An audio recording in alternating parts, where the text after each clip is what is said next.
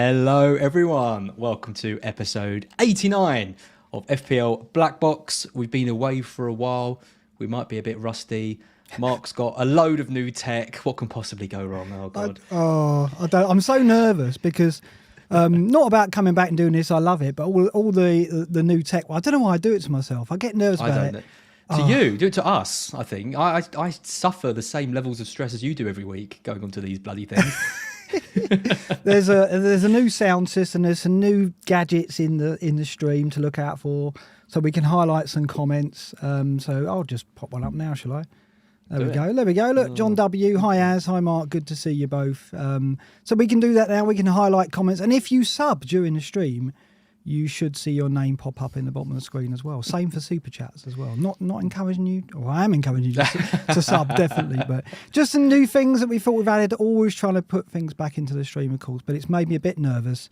But after 3 or 4 of these, I'll be more confident that we'll be Tell fine. Tell the viewers what your feet are currently sat in. My feet are currently sat in an electric blanket for feet. It's like a shoe muffin, it's like a big boot that you put both feet in. They're the simple pleasures that you look for when you're 51 years old, like me. You know, people who say, you know, we've sold up with sponsors and with super chats. This is where the money's going, people. Well, very important. If you are a manufacturer of foot muffs, then please get in touch and we'll be delighted to sponsor your product. Yeah, we've got a lot to discuss, haven't we? Yes, loads of that. I think it's the shortest day of the year today, but I think this is going to be the longest black box. Oh no, are we going to do a long episode, do you think? Well, I've seen the screens and there's loads of them, so yeah.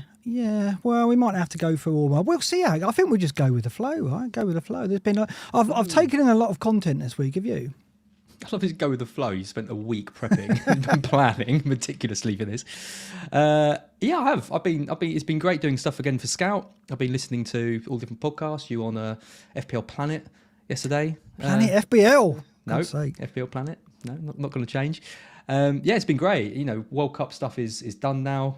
Back onto FPL. I did a draft for my team, and that was scary. And I've looked at everyone else's and. Yeah, there is loads to talk about because there's another strong template emerging. Oh, tell me about it. There's plenty of players that can break it up. Well, you say that, but I've been listening to a lot of content and people are arriving at the same 8, 9 players, aren't they? And then you're down to a couple, really.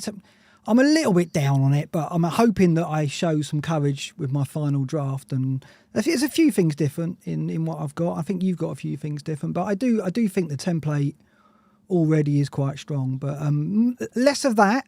On to our sponsor, Az. I'm going to sit here and try not to make any comments about Santa's sack while you talk about the sponsor. Go ahead. Oh, how long have you been prepping that one for? That is a good one. Yeah, this week's episode is sponsored by Manscaped. Manscaped are the leading manufacturers of basically ball shavers. That's the best way. Ball shavers, Chris. Ball shavers, Dad. If you're listening. Yeah. And with Christmas coming up. Maybe you want to treat yourself. Maybe you want to treat your husband, if you're listening, because we do get lots of females watching this stream as well. And what better time to have a nice, clean shaved ball sack? Is it a bit late? Will it arrive in time for Christmas, or is it? It might be a bit late. But it's fine. It's a New Year thing. Like New Year is all about getting exercise, stop drinking, and shaving your pubic areas. That's what it's traditionally been about for me. So. If you told me when we started this podcast that you and I would be sat here advertising Manscaped, I wouldn't have believed you. I also just want to read some absolute gems I got because I have a script come through which we kind of take no notice of. This is the actual script that you're told to say, right? Yeah. So one of the lines I should be saying is, this new year, shave the loose pines off your wood with the best tool for the job. The signature lawnmower 4.0 from Manscaped. It's here to take down every pube in its path. How great is that? Yeah. Excellent. If you are interested in Manscaped products, head over to... loves it. Look, Stevie P, everyone loves it. Yeah. It's brilliant. Manscaped.com. Put in BlackBox in the shopping cart. You get 20% off and free shipping. It probably won't arrive before Christmas, but in the new year, you have a nicely shaved pair of plums. Brilliantly done, Az. I'll tell you now. We move on to something else, which was brilliant, which was the Football Content Awards, which we come fresh from. Well, not really fresh. It was weeks ago. I couldn't go because it was up in Manchester, and also I couldn't go because I didn't think we'd win. But no, that's not true. But I just want to say thank you to everybody who supported us. Who first of all supported us with the nomination, and then who supported us with their vote, which saw us win another award, second year running. You know, only the second year we qualified, and yet we came back with a gong. And there it is, as there. It does exist, because in the photo we've got up on the stream for people listening on the podcast, you can barely see it because it's transparent. It looks like Az is just holding nothing. But a lot of people said, "Are you making a joke because you didn't win anything and you're pretending to hold something up?" Yeah, I know. But there's two for those on the podcast. There were two photos I'm showing. One with Az on stage. Something wrong with that photo. No, where's your jacket? Where's your tie? It's an utter disgrace. What happened there? Look at the amount of beers on the table. You think I was in any position to be wearing a blazer and tie? That's the second photo, which Az is between two people. One of which is Slippers, Andy from Let's Talk FPL. And then the other guy I don't know. Are you aware who that is? That's all about FPL, who came second in editorial. Of course, yeah, second in editorial. And is this before you got the award or after? I didn't wear a tie to the award, so it could have been either. I went for the kind of, you know, casual look. If I win, whatever. If I don't win, you know, at least I haven't worn a tie like Andy. Yeah. I kind of wish I'd worn a tie now. Would have looked a bit smarter. I'm just trying to work out if Slippers there is drowning his sorrows or is after the award was given, because I was certain he was going to win. I was sure. I was sure he would win. I mean, I thought he knew because he was there, and he doesn't often go to these things. It was quite a trek for him from Ireland. But he bet me money that he hadn't won at one point, and that kind of made me think, that's a bit odd. I don't think he likes giving away money either. But I still expected him to win, and you know, it's again just to echo what you said. I mean, everyone that voted for us, everyone that listens, everything. It's great. I mean, when you're standing up there and you're having to do like a speech, you know, looking around. I mean, no one cared by the end. Everyone was drunk by then, weren't they? I was like one of the last ones, and no one really cared. But it's a pretty humbling feeling to know that people like what you're doing and everything like that. So yeah, thank you everyone for voting and watching and listening. Yeah, no, I mean, again, brilliant stuff. And, you know, for us, with the subscription base that we've got, you know, we are a niche because of the length, because we insist on doing 2 hours of this. So I don't think we're ever going to have the kind of audience that Andy has and other content creators out there. But at the same time, we've got obviously a very loyal following, so thank you so much for all your support with that. It means a lot. And congrats to the other guy as well. I mean, Focal coming, I think he got silver for best newcomer in football content. Incredible. Not even in fantasy football content, just in football. So that's amazing. I think Raptor was third in content creation for FPL as well. Who's obviously he burst onto the scene like Michael Richards last year, having a great season as well this year. So yeah, congrats to everyone. It's a really good night and really good time for FPL stuff. Absolutely brilliant. So I leapt out of bed. It was late at night when that award was out. I think it was about like 10:45, maybe gone 11 when you must have been flagging. But of course, the 62 beers that we see on screen there probably did help. But yeah. Okay, there was something else that went on last couple of World Cup or something. We won't dwell too much on that. But we ought to touch on certainly the World Cup minute. So I pilfered this from the Scoutcast this week, which was excellent. Great to see Andy and Seb and Flapjack back with the new format Scoutcast. So, World Cup, I want to ask you this question. They talked about it on the Scoutcast. How much should we let the World Cup and what happened there influence our selection going into Gameweek 17? Should we be worried about fatigue? Should we take any of the form and confidence that was gained or lost during the World Cup into what we do? What's your take on that, first of all?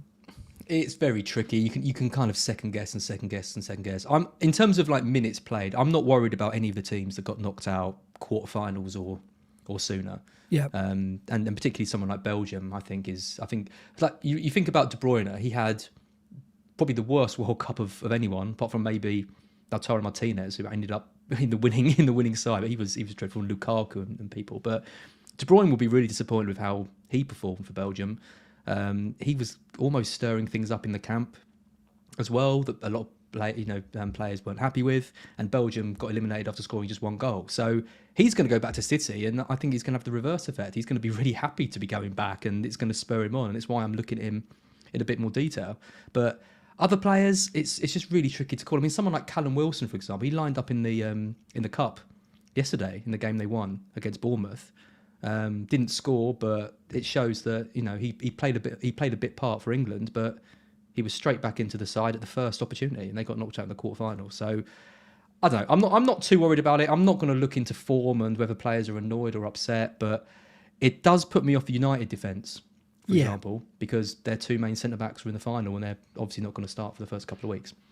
Yeah, I mean that at the moment, that when I've been around the content creators this week, that's been the main takeaway, is that with Varane and Martinez out, then there's going to be some issues. It'll be Maguire and Lindelof, and I think Dallow's an injured out as well, right? So there's a big question mark. But they do play Forest at home, which could still be a clean sheet, and I say that as a Forest fan, of course. So yeah, that's the only major thing. I mean, the rest is speculative. Like how is morale going to be affected by it, and so on. You can't really draw. You can't. It's all theories, isn't it? So it's very difficult. I mean, what we can see here from the chart is that City, United, Chelsea, Spurs in particular had the most minutes of players in the World Cup. Arsenal had a lot of players out there, but had far fewer minutes than Spurs, is quite interestingly looking at the graph.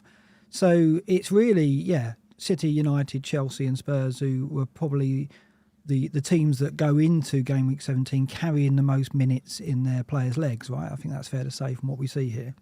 Yeah, I mean, Spurs are a difficult one to call because if they've lost Richarlison, they've got Son, who hasn't had the best start to the season. Kane is one where the confidence is going to be interesting because missing that penalty is one of the worst things that's probably happened to him in his career so far. How's his head going to be? Lloris isn't going to be there for a bit. He's key. Romero as well.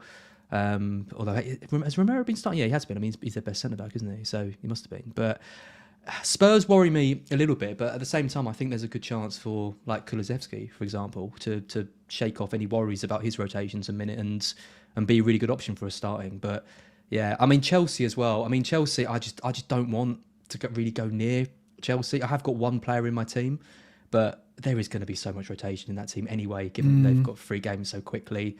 And you look at this chart and they're right up there. They worry me. Chelsea and Spurs worry me the most. The Chelsea games there's quite a gap between their games. There is. They've got the the biggest gap of all teams, but it's Graham Potter. Yeah. One comment there that I just highlighted about people saying minutes equals match rhythm. That was from Pelopi Selica, and it was Pep's comments, wasn't it, about that, right? So he's a big believer, we know, in getting rhythm in the players' legs, and he was saying the players who played in the World Cup are readier for Game Week 17 or more match fit than those who didn't. So there's that factor as well. So there's just so many unknowns, isn't there?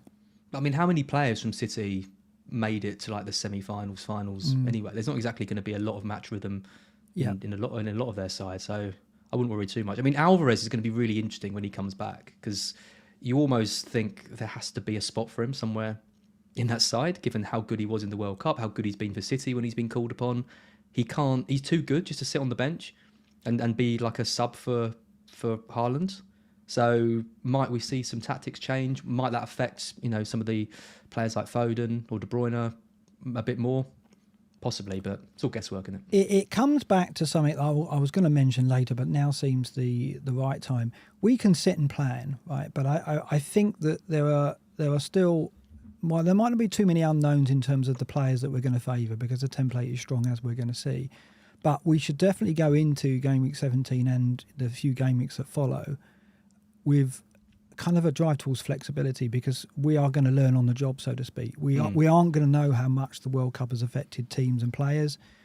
We aren't going to know, as we sit here now, whether tactics have changed and whether teams have improved over the break tactically, whether there's any new tactics at play that's going to suddenly change the merits of one asset over another. But we're going to learn quickly. So I think what I'm taking from this is whatever team I put out in Game Week 17, it needs to give me the ability to move away from it to other options as quickly as possible. Is that something you're thinking as well?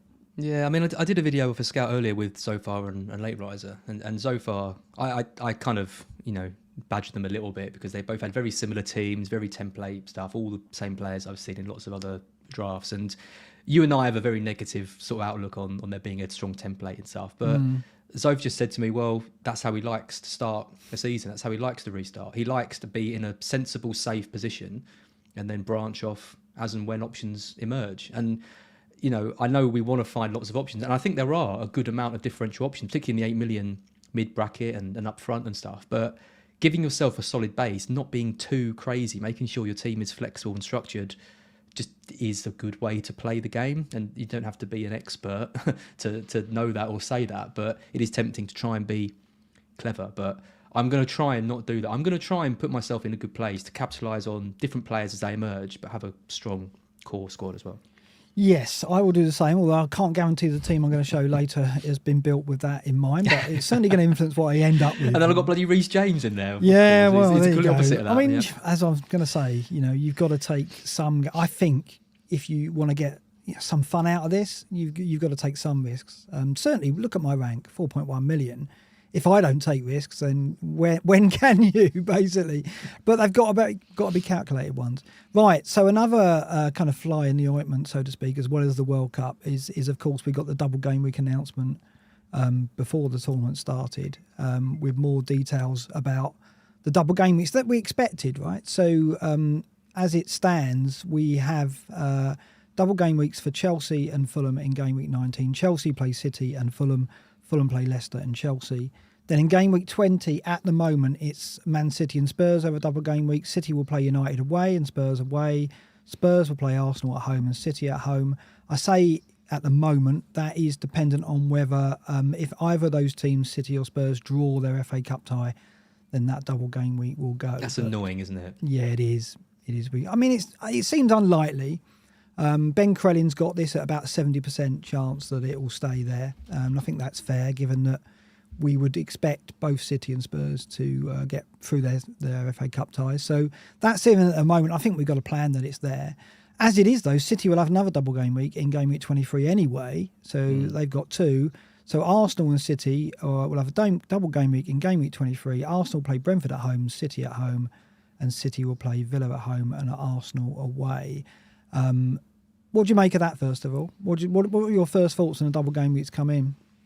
Yeah, I was a bit underwhelmed when I saw them, given that we've got so many to rearrange. I was hoping for a few more in there. And I look at Chelsea's and think, okay, it's Man City. That's obviously not easy. And then Fulham away. That's a tricky game at Craven Cottage. And it's Chelsea, who I'm not, we're going to be talking about some of their assets later. Mount, Aubameyang, Havertz.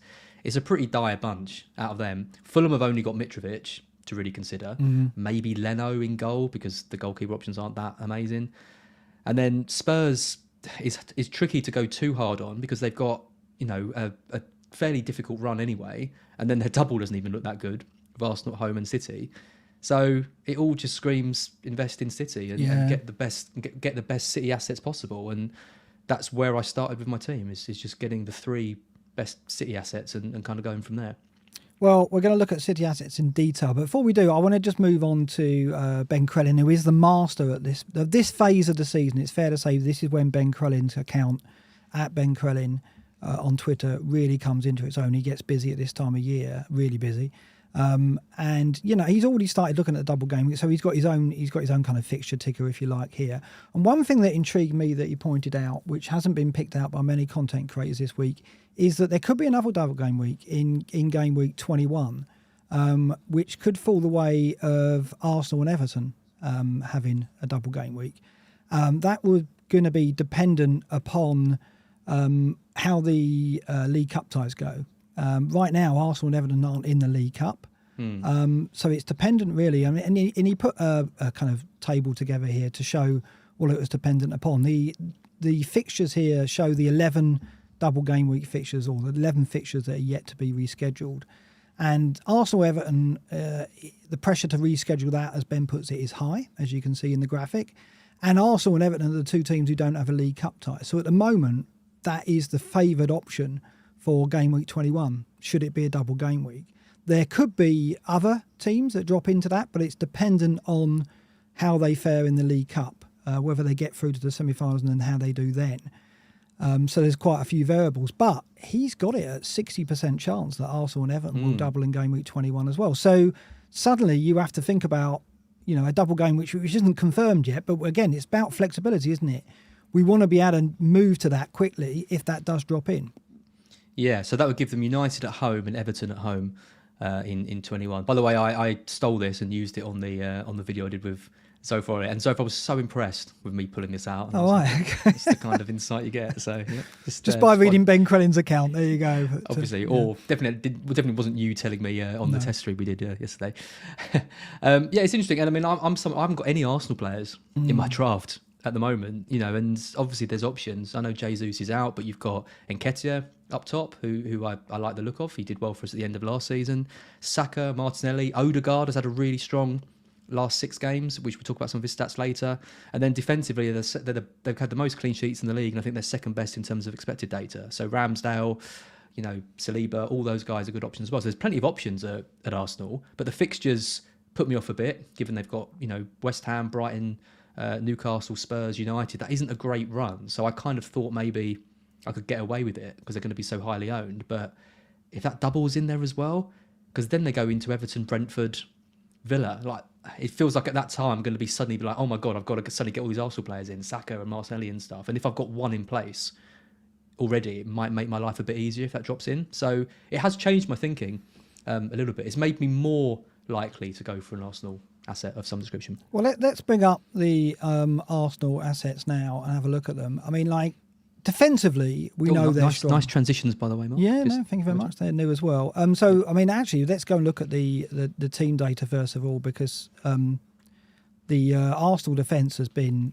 certainly right up there all season. So over the season at the moment, City is still out there on top for XG conceded non-penalty per 90, 0.69. City the best defence so far this season. Arsenal second low, 0.73, just behind them. They've been absolutely solid. So if you were going to have an Arsenal player, you say you'd want one, so give you the chance to react to that potential double in Gameweek 21. Would it be a defender at the moment? I mean, they've got options everywhere, haven't they? I mean, they've been good in attack as well. If you've got the team attack data, it's not just the defence. I mean, the fixtures are tough, so it's hard to know which way to go because I'm not expecting them to score a bucket load of goals, particularly in the first couple of games. But also, they're teams like Brighton and West Ham though they might find that tricky. Newcastle's probably tighter game, so yeah, maybe the defence is better. I mean, Ben White was so good for me, at the end of. Not the end of the last season, the end of this season before it's restarted. And, people are looking at Gabriel and Saliba and stuff, but I think White is fine. He's a lot cheaper. You save quite a lot of money and he's probably still the option that I'd pick. I mean, there is a bit more of a threat of rotation with Tierney and with Tomiyasu and those other players, but it would be pretty harsh if he got dropped given how well he's been playing. So, yeah, I really like it. I think Arsenal, if you've got 2 Arsenal, or if you've got no Arsenal, or if you've got 1 Arsenal, I think they're all valid options. Most people are going to keep Martinelli and probably keep an Arsenal defender, right? I think White and Martinelli are both going to be really popular as well, and I can't see too many problems with it. Well, looking at this is the team data defence over the last 6 matches, and more recent data, if you like. And Arsenal out on top, 0.68. Brighton second, 0.69. This is XG conceded non-penalty per 90.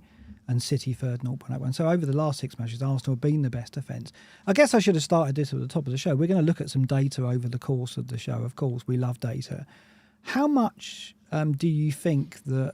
How much stock do you think we can put in the data, given that we've had the 6-7 week break? I mean, it's a big question, isn't it? Because at the start of a new season, we always look back on the previous one and we use the data, but we kind of weight it with caution, don't we? Are you doing the same now? So when you look at this and you look at Arsenal's defence, the best over the last 6 matches, how much credence do you give that?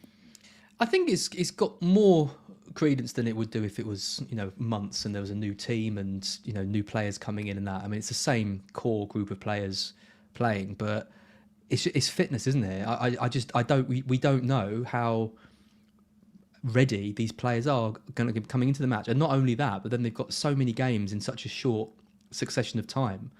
It's really hard to know who's going to be ready to play all 3, which ones are going to drop out, where rotation's going to hit in. So I think it's really useful as a guide. I mean, if Arsenal were like 15th on this list, I wouldn't be even considering any of their assets, So it definitely does play a part. And the fact they are top of this and second over the season means that we do have to consider whether we want to go for what has been the best defence in the league so far. So you definitely got to pay a bit of attention to it, but I don't know. It's very, very tricky to sit here and say that it's going to carry on exactly as it's been. It'd be interesting to compare the first few weeks back to before, but probably won't help us too much with decisions. Again, it goes back to what I said at the top of the show in terms of trying to set up for flexibility, because we don't know what we know. We can look at this data tonight and we're going to make some decisions based on the data, I'm sure, but you've got to show caution, haven't you? Because we can't be as certain well, we're never certain with data, of course. It's not totally reliable, but it does give you a good guide on the players that are getting chances, the teams that are conceded fewer or score or getting more chances, etc. Normally, we'd base a lot of our decisions on that, but with this 6 or 7 week break, we just don't know how that's going to vary when we get back. For all we know, Arsenal without Jesus, of course, that could be a big factor. Right? Jesus could affect them front to back. Yeah, I mean, and I could look at Chelsea as well, right down the bottom of this list. And, you know, if it was like pre-season, you'd think, okay, Potter's now had a bit of time to work with his players, get his tactics in, all that kind of stuff. But he's still missing key players. They've only just got Reece James back. They've had players off at the World Cup. I can't see there suddenly being this huge transformation for them. So logically, my brain is saying, you know, lots of people, I've seen double ups with Chelsea. I've seen triple ups with them as well. But I look at these numbers and just think they weren't great going into the World Cup. The World Cup won't have helped them, I don't think, suddenly get into rhythm and do everything that Potter wants them to do. I think it's only going to hurt them. The only thing they're only saving grace is the fact they've got these really good fixtures. They've got 3 promoted teams in a row or something. The fixtures couldn't be any better.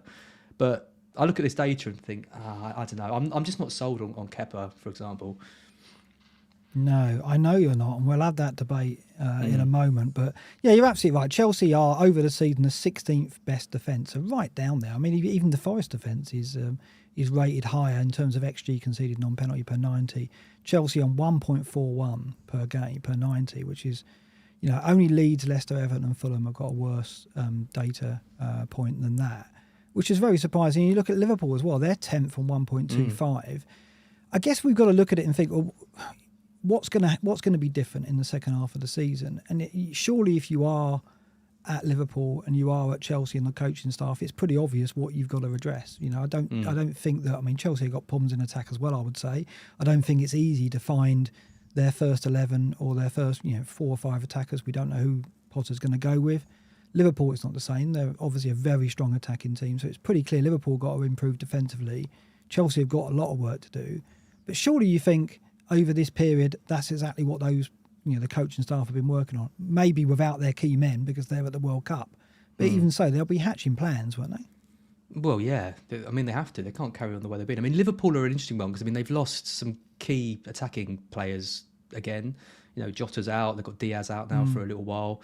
Darwin's probably going to be coming off the left. Firmino's going to start. We're not sure what Salah's role is going to be. Is he going to be playing through the middle or off to the right? There's a few questions. But they've got Thiago back, for example. They're getting players like Matip back who help them build from the back. Chelsea have kind of an interesting one as well because they've got now with Pulisic and Ziyech. You talk about confidence and form. I mean, Ziyech particularly is absolutely incredible at the World Cup. If he comes back to Chelsea and he just still isn't getting a look in the side at all, and they're still struggling, there's something really weird about that. And people question his attitude and things. But I see such a talent there, and I think it's a bit of a failure if a manager like Potter can't get the best out of someone like him. So it would be great if Ziyech can come in and give us another option. I'd much rather have him than Mount, for example. Yeah, totally. And Mount is picking up a lot of traction at the moment because of the double game week in game week 19, of course. And it's understandable because he is the most reliable asset in terms of security of start. But as we're going to see in the data, he's been very unspectacular. 11 blanks and 14. We want more than that, don't we, really, ideally? Let's look at team data attack. I mean, you see, this is where Chelsea have been so disappointing. 15th in this table in terms of XG non-penalty per 90, only 1.00. And again, only Southampton, Forest, Wolves, Palace, Bournemouth are worse than Chelsea over the season so far. So we have got to be cautious when we're looking at Chelsea. Yes, that double game week is in place. Yes, they've got players like James and Mount and Kepa who are all in a lot of teams that I'm seeing across the community. But it does seem a bit much going in with Fwds, doesn't it? Do you not think? Absolutely. I mean, I'm not surprised that they're struggling because Potter is a completely different type of manager to what they've had in the past in terms of Tuchel. He expects every player to play in a multitude of different roles. Pulisic was playing at right wing back against us. He hasn't had players like James and Chilwell. The midfield to me looks weak. Sterling hasn't performed. Aubameyang, Havertz, what's his best role? There's so many questions around that side. But for me, it just feels like a lottery without a huge amount of reward at the end of it. Like you could buy multiple tickets to it, but not really hit anything. The only player that I think is capable of hitting big scores if he plays is James, and he's the only one I'm considering, because I can't see Kepa keeping many. I can't see them keeping many clean sheets. I can't see any players playing, substantial minutes other than Mount. And when Mount does play, okay, he got 2 back-to-back double-digit hauls, but he's looked poor in almost every game I've seen him play this season, and he was poor for England as well. What, is he suddenly just going to have a complete reversal in the first 3 games when you need him to? It's too much of a risk for me, any of their players. I mean, James is a big risk, but he's 5.8. The rest of them, nah, not for me. I think with James, it's because we know the damage he can do. And the price at 5.8 doesn't seem too steep. And, if you have another defender there, if you don't go James, you don't rely on James as your third defender, then you can kind of absorb the matches where he doesn't play, because we're expecting some rotation, particularly with Fofana out as well. They've got, and defensively they've been poor, so we're not expecting clean sheets necessarily. But the problem is with Chelsea, it's the fixtures that are so strong. Bringing up the ticker here, very, very strong fixtures indeed. Bournemouth and Forest to follow game week 16, and the double game week 19 with City and Fulham. It's 3 promoted teams. Yeah, 3 promoted teams in City, but you can take the City game out of that. But even City at home, so they could do something there. It's very indifferent form, and as we've seen, the data doesn't support big investment. But I think James is the one that's hard to resist. I think I agree with that.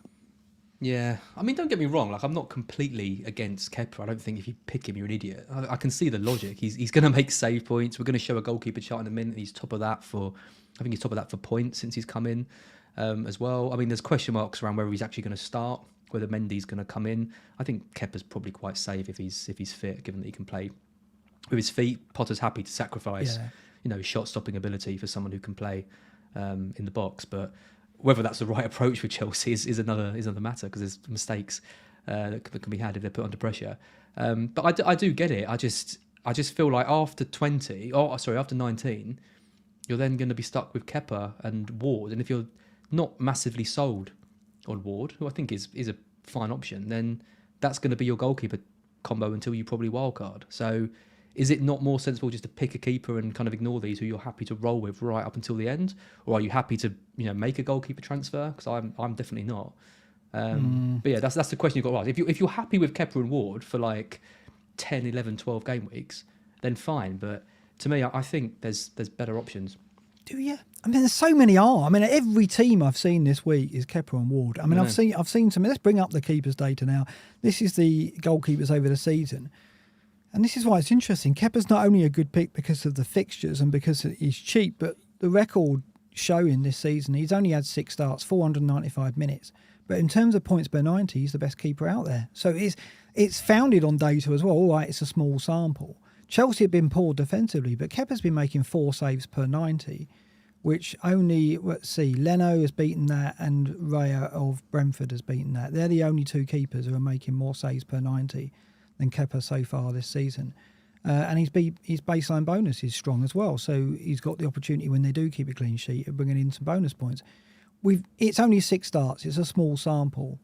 But this indicates that there's more to it than just a double game week. Do you not say? Yeah, I suppose so. I mean, they got 3 You're clean sheets. Well, I am. I mean, they got 3 clean sheets in a row, and he was man of the match in 2 of those, I think. And then they came to the mighty Brighton and got absolutely smashed, and then they conceded to Arsenal, then they conceded to Newcastle as well, and I just I hate saying things like this.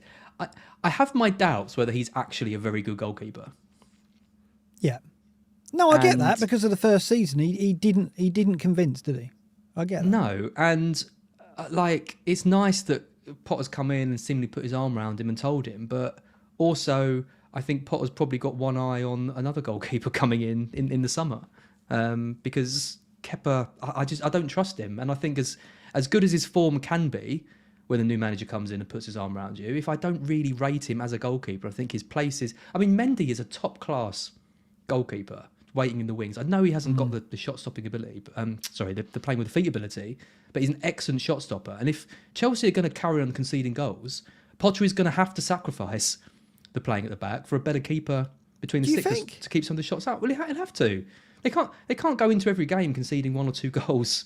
Yeah, but I don't think we can say that they've conceded goals because of Kepa to this point. I think that would be harsh. I mean, I agree with you that he has had his doubters, in his first season and in previous seasons. But I don't think at the moment we can say that Mendy would oust him out of merit at the moment. I think Potter rates Kepa. I don't think Kepa's done too much wrong. But that's not to say he couldn't. He could have. That's my point. That's my point. Yeah, I think, and given what we've seen from him before, it might only take a couple of hours for that confidence to disappear and for Potter to be forced into making a change. I mean, the thing is, it's all a bit of a moot point because we're talking about a goalkeeper, and we haven't exactly seen an amazing goalkeeper emerge this season. We haven't had a Martinez or a Pope from previous seasons or a Heaton or anything like that. So all the keepers are kind of quite clustered around each other at the moment anyway. It's Pope's probably been arguably the best keeper, other than Danny Ward has obviously been doing really well. I mean, Kepa's 4.5. So, you're talking about, I paid 4.5 for Dean Henderson, for example, at the start of the season. You say that in a disparaging way. Well, you're talking about a team that will be in and around the top 6 compared to a team that's going to be, I'm sorry, Mark, probably in and around the bottom 1. Yeah. Harsh.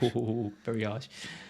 So, you've got to take that with, you've got to take that. And yeah, I'm not going to try and build a case too much against Kepa because obviously I understand the logic of it. I just don't really want to be stuck with him long term if he turns out to be the player I think he probably is. Looking at last 6 data, Danny Ward is out on top. He had an incredible end to that first half of the season. Unbelievable. Just ridiculous. Unbelievable. 7.17 points per 90. He was making three saves per 90, but there's a clean sheets as well. I'm not sure what the run was, something like 6 in 9 or something, even better than that maybe. So over the last 6 game weeks, he is the top keeper for points per 90. Kepa third though with 6 behind Alisson. Ramsdale is a name I'm seeing mentioned in there, and De Gea is another one that's tempting people. I guess the 3 keepers that I've seen in people's teams, other than Kepa and Ward, I mean Ward's a given, are Ramsdale, De Gea, and some Leno as well. And Ederson, Ederson's another name. I mean, what are your thoughts on the merits of those? There's a couple, there as well. I mean, yeah, you mentioned Ederson at the end. He's creeping in because other than Cancelo, there isn't really any way to tap into that Man City defence. So I get that, but then you're kind of locking yourself into that position for a while. It's a tricky position, and it's annoying when FPL kind of some of the interesting calls come from the goalkeeper position because there isn't really a standout. I mean, Ramsdale I like, but then you look at the saves per 90, and he's the only one in the top 10 who of points who isn't even in the top 10 for saves per 90. Yeah, 2.2 is low, isn't it? Because Arsenal's defence is strong. Exactly. But he, when they do concede, he doesn't make many saves in that game either. So he's not baseline bonus is 13 compared to Kepa on 20.29. So he's miles behind in terms of saves per 90 and potential for bonus. But how much do you put in that? How much is that going to carry into the second half of the season? Are we looking at this data and letting it convince us into going and looking beyond, looking at Ramsdale and De Gea and thinking, well, they can't compete? De Gea is similar. If you look at De Gea here, he's 11th for points per 90 over the last 6. And again, not many saves, not really pushing for bonus. But should we look at that and let it affect and influence our decisions? No, I mean, I do like Ramsdale. I think, the defence hasn't got a huge amount of goal threat in it anyway. I mean, Saliba's got a couple, but they've been pretty jammy from, really low XG shots. Gabriel hasn't really been hitting the numbers that we've seen in previous seasons. White, okay, he's got a bit more playing at right back, but it's not a huge amount. So, unless you're going triple on the Arsenal attack, which I think is pretty bold, I think Ramsdale does at least cover that defence quite nicely. And as we've said, they are basically the league's best defence so far. It's all encouraging. I mean, De Gea's nice as well because I know, okay, they've got good fixtures and they haven't got Varane and Martinez, but that kind of balances out. And then you've got to think United are just going to get stronger defensively when those 2 players come back and Dalot comes back as well. And so you've got someone then who, for 10, 11, 12 weeks, is playing for a side who have looked a bit better defensively. They've got more structure. There's more of a plan with United at the moment. I was listening to the correspondent yesterday and, that he was kind of saying on FPL Planet, he was talking about, they're not really seeing too much of a game plan from Ten Hag. I think that's a little bit harsh because I think I have been seeing more. And, the intensity they've been playing with as well in some of their games. I mean, against Spurs, they were fantastic. Liverpool. There's enough for me to think that United are going to get stronger and stronger as the season goes on. And that's the kind of goalkeeper that I like to have, because you get on him early when no one's really got him. United get stronger and stronger. They keep more clean sheets. And then suddenly everyone's wishing they'd start with him. So I like De Gea and I like Ramsdale is the short answer. And it will probably be one of those two that I end up going. Really? You're not going to go with Kepa? Oh, no, I won't be going with Kepa. Not with James. I mean, the double up on Chelsea defence, to me, it just seems massive overkill. I think people are really going to regret that. Well, I guess the fact is, though, after the double, you can play Ward, and then James isn't necessarily in your team for clean sheets anyway, right? So that's the argument against that. I do get it, but 4-5, I do think it's very, very difficult to construct an argument against Kepa, particularly with the double game week as well. Obviously, he's got to be fit, and we've got to know that, and we don't know for sure yet, but we suspect we've seen him training, so we suspect he's going to start. I would rather have Leno for that double game week than Kepa. Would you? I think Chelsea conceding both of those, and I think Leno makes more saves. Yeah.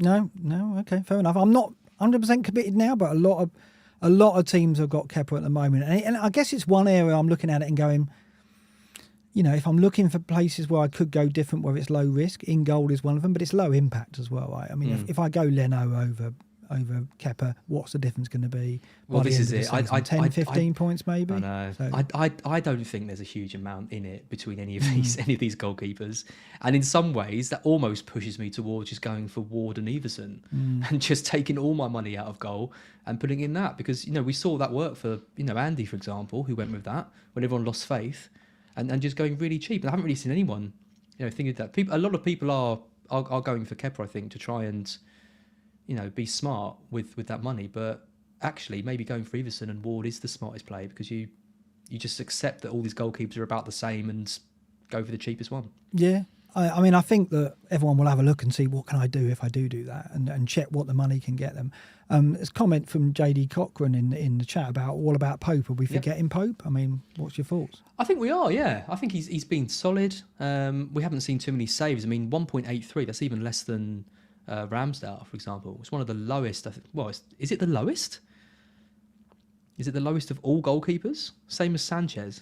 Crazy. Over the last 6, yeah. Yeah, over the last 6. So I mean, that is really low. But then again, that's what you said. It comes from having a good defence and not offering up too many chances. I mean, Newcastle is because you've got Trippier as a great option. You've got Almiron, and then I think people might want to keep, have an option of going for Wilson potentially as well. So it does lock you out of that 3. But again, in terms of a set and forget goalkeeper, I think Pope is a great pick. So I like him, and again, but the thing is, he's more expensive. When you're talking 0.8 more than Kepa, you're talking 1.3 more than Everson, for example. You're talking 0.4 or 5 more than Ramsdale or De Gea. Do I think he's worth like that much more than any of those? Probably not. And the other thing is, we've got to think there could be 3 other Newcastle players we want with Trippier, Almiron, and Wilson. And we, the way they've started the season, there's no reason to think. Yeah, exactly. So I wasn't listening, obviously. So sorry about that. It's terrible, isn't it? Now you know for sure I don't listen. Let's look at defenders. So we won't dwell on this too much, because I want to go and look at the teams in a bit more detail. Perisic, Trippier, Alexander-Arnold, Robertson, Reece James, all at the top of the defenders in terms of XG on penalty per 90. They've been there all season, but none of them are kind of ripped up trees, have they? I mean, Trippier's been fantastic, been very consistent, but the clean sheets have helped him. He's got 4 assists and 1 goal. It's not spectacular, but it's good. It's solid. Obviously, the disappointment here is Trent on 1 goal, 1 assist, which is pretty dreadful and not what we'd expect from him at this point. Robertson with the 4 assists, no goals. Perisic with the 4 assists, perhaps we expected more from him as well. So the story has been so far, we've been kind of let down by the wing-backs that we expected more from. Do you think any of these will come to the fore in the second half season? I think that's going to change. Because Trent surely is a player that if you're looking at a differential ahead of game week 17 and someone who's going to improve, he's got to be on the list, doesn't he? Yeah, and Robertson as well. I mean, you look at our teams before game week 1. And if anyone didn't have Trent, they were kind of laughed out the door. And now if anyone's got Trent, they're laughed out the door because of how poor he's been. What I find really interesting about this chart, and we've talked week after week after week before the World Cup about this list and how Perisic at the top with an XGI non-penalty per 90 of 0.37 is half of what we expected. it to be, or nearly half of what you expect it to be for like the top defender on this list, given what we've seen in last season, previous seasons, because the defenders haven't been playing like defenders. They've been playing ridiculously attacking. Trent's numbers have been really good. We've got Perisic, we've got James, all these players that we thought would do it, and none of them have. But what we're seeing now is people going back to big at the back. James has come in. Cancelo's in everyone's teams. Trippier's not cheap anymore. He's nearly 6 million as well, if you wanted to take some funds out of there. And, if Trent or Robertson does suddenly become an option again, we're going to see people with 4 at the back. We're going to see people putting, quarter or a third of their budget into defence again. And I'm doing it as well. But the success story of my end to the first half of the season was taking all my money out of defence. And now I'm putting it all back in again. I think that's because it's like the start of the season. You can rely on the defenders because you can look. Clean sheets are more predictable, aren't you? I mean, obviously we got some data as well. I mean, while these players we've mentioned haven't really delivered in attacking terms, we're thinking this is one area we could get more in the second half of the season. So we could see more from Trent. We could see more from Robertson. James hasn't been fit yet, so we're going to expect to see more from him. Perisic, I still think the best is yet to come. So I'm not surprised. I'm looking at it the same way, thinking, well, yeah, I'm going to invest a bit in defence because they offer good value, and we do know that the Spurs defence, the Newcastle defence, the Arsenal defence, the City defence, and we expect the Liverpool defence to get better and perhaps Chelsea's too. We know that there's points there which become easier to predict than perhaps they are in midfield and up front. Yeah, see, I think I'm with Stevie P76. I think this is going to be something that I regret. I can just see myself, when Man City concede and Chelsea inevitably concede. And I just think, yeah, I mean, there's so many good options in midfield. We talk about 8 million mids, Foden, Saka, Kulusevski, Maddison, all these guys again up front. We talk about Martial, Wilson, Mitrovic, all these players. And yet I'm kind of limiting myself and going against a strategy that worked quite well for me in a really busy festive period where I'm expecting there to be lots of goals as well. And I'm putting all my eggs back into the expensive defence basket. So I think, again, there is a really good strategy. If you wanted to go against the crowd, do what I did towards the end of last season, have Trippier as your most expensive defender and just fill your boots with sub 5 million defenders with decent fixtures. And there's nothing. I mean, Shaw's 4.8. You can get, Ben White is really cheap. Castagna has been doing really well. Even players like Patterson and Bueno, these are all I will players. counter that with you don't need to. You don't need to because we've got Almiron, we've got Rashford, we've got Andreas, who we need to have because of the double game week. Where's the money going? Where are you putting your money? Well, the money conceivably could go into Darwin, Salah, De Bruyne, and Haaland. Yeah, so you could go for an 3.5. Yeah. You could go an extra premium, but then the argument is, are you getting value out of that premium given that you're not going to take the captaincy off of Haaland? I looked at going premium, going more. I mean, I've got 2 at the moment, and I don't think I'm going to go up to 3 because I don't want to carry that third 10, 11 million pound player that I'm never going to captain.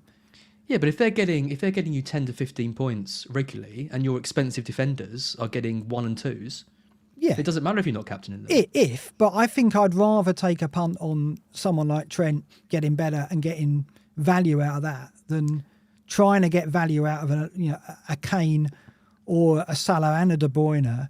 Yeah, but if you're not putting the captaincy on them. Yeah, but that is a divergent of strategy, right? Like, because you can hope that these players are going to get better, but these stats, if you go by these stats, don't really indicate that there are huge hauls coming from a lot of these players in a difficult period in which there's going to be so many games. And I'm backing, players like Kane to come back, strongly. I'm backing De Bruyne, Salah, Darwin, all of these guys. So why would I put all of my money in defence, which I'm probably going to do, by the way, just as a disclaimer, but I'm putting all my money in defence, which I don't really believe in, for players like James, who I think are going to concede, and ignoring big premium players who I think could hit 2-3 goals in any match. It's interesting. And again, I'm not seeing too many people do it because I think majority of people are siding with your way of thinking. But again, if you're expecting there to be lots of goals, then I think 3 premiums is probably the way to play it.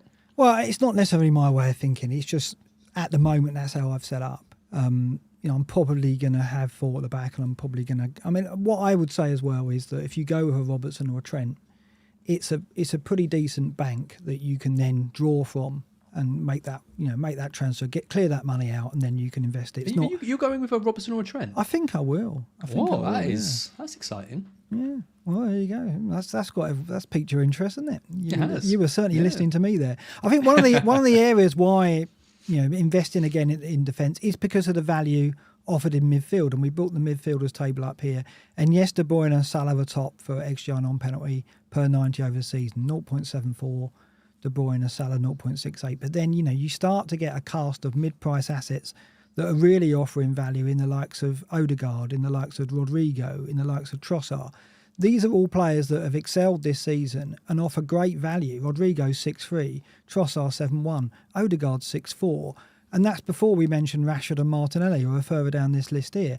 And then you've got Bailey, and then you've got Somerville. You've got many, many assets that are like sub 7 million or at least sub 7.5 that are compelling and tempting. So if you're sitting there with two premium mids in Salah and De Bruyne, and you've got Andreas because of the double game week, you are limiting where you can find value in midfield, and there is a lot of value in midfield. Yeah, I mean they're patchy though. A lot of these players are very patchy. I mean, Rodrigo had a good spell, hasn't really done anything for a while. Trossard, I mean, he's obviously fantastic. He can eat up a team like Liverpool and then do nothing for weeks and weeks.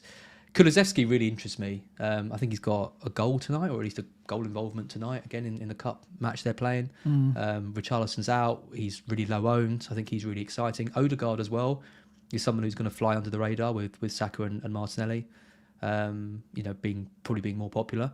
So, yeah, there is plenty of options in midfield. It's just, there are four very viable premiums in De Bruyne, Salah, Kane and Haaland. So, even if I'm looking at all the other players, I'd still pick those four ahead of them, if I was in a draft league or something like that. And I guess there's a lot to be said for going for dependable players, right? And they certainly are. It's like at the start of the season when we pick our 11, you put the players in that you can rely upon. And that's obviously the expensive players, the heavy hitters. So there is something to be said for going free premium players now, and then perhaps taking a look, because we don't know, of course, that the likes of Trossard, Rodrigo, Almiron in particular. I haven't mentioned Almiron. He's down in this list in 18th. But he's been outstanding. He's the top scoring midfielder. But is he going to go into the second half of the season carrying that through? We've nothing to suspect that he won't, other than the fact that we doubted he could ever achieve what he's achieved so far, right? So I guess there's a nagging feeling that he's not going to produce it. But he's hard to resist, though, Almiron, isn't he? I mean, do you not feel yourself pulled towards him? Yeah, I think he's a gift, really. He missed that chance in the cup, and everyone was kind of, oh, here he is, he's back again. But he's in the position to be getting that chance. That's all you want. That's all you want to see from these players. I mean, he's 6 million. Like I said, he doesn't need to be carrying on. He's got 8 goals and 2 assists in 15 starts. He doesn't need to be hitting that level of return for 5.8.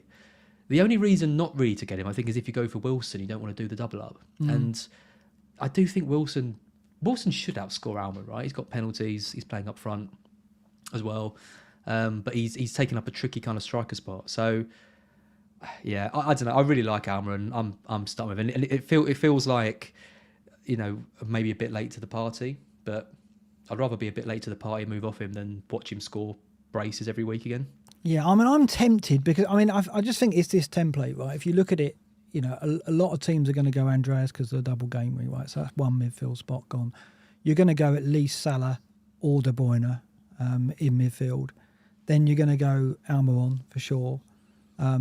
Rashford is picking up a lot of traction because of obviously the World Cup and prior to the World Cup, and he's on this list. He's 14th. He's had a good season data wise without actually blowing up yet. He's got 4 goals, 2 assists, but we know with Ronaldo not there, Martial will play up front, which will likely mean that Rashford will get some minutes late in games, right, when a lot of goals are scored.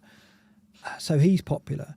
The midfield starts to pick itself, doesn't it? And then you're kind of running out of places where, what spot do you use to kind of differentiate your team from the others, right? You've got 1-8 midfielder, maybe a Kulusevski, maybe, I don't know, maybe a Trossard. Where do you go? Because Martinelli, another player that is kind of embedded in a lot of teams because of the value that's invested in him.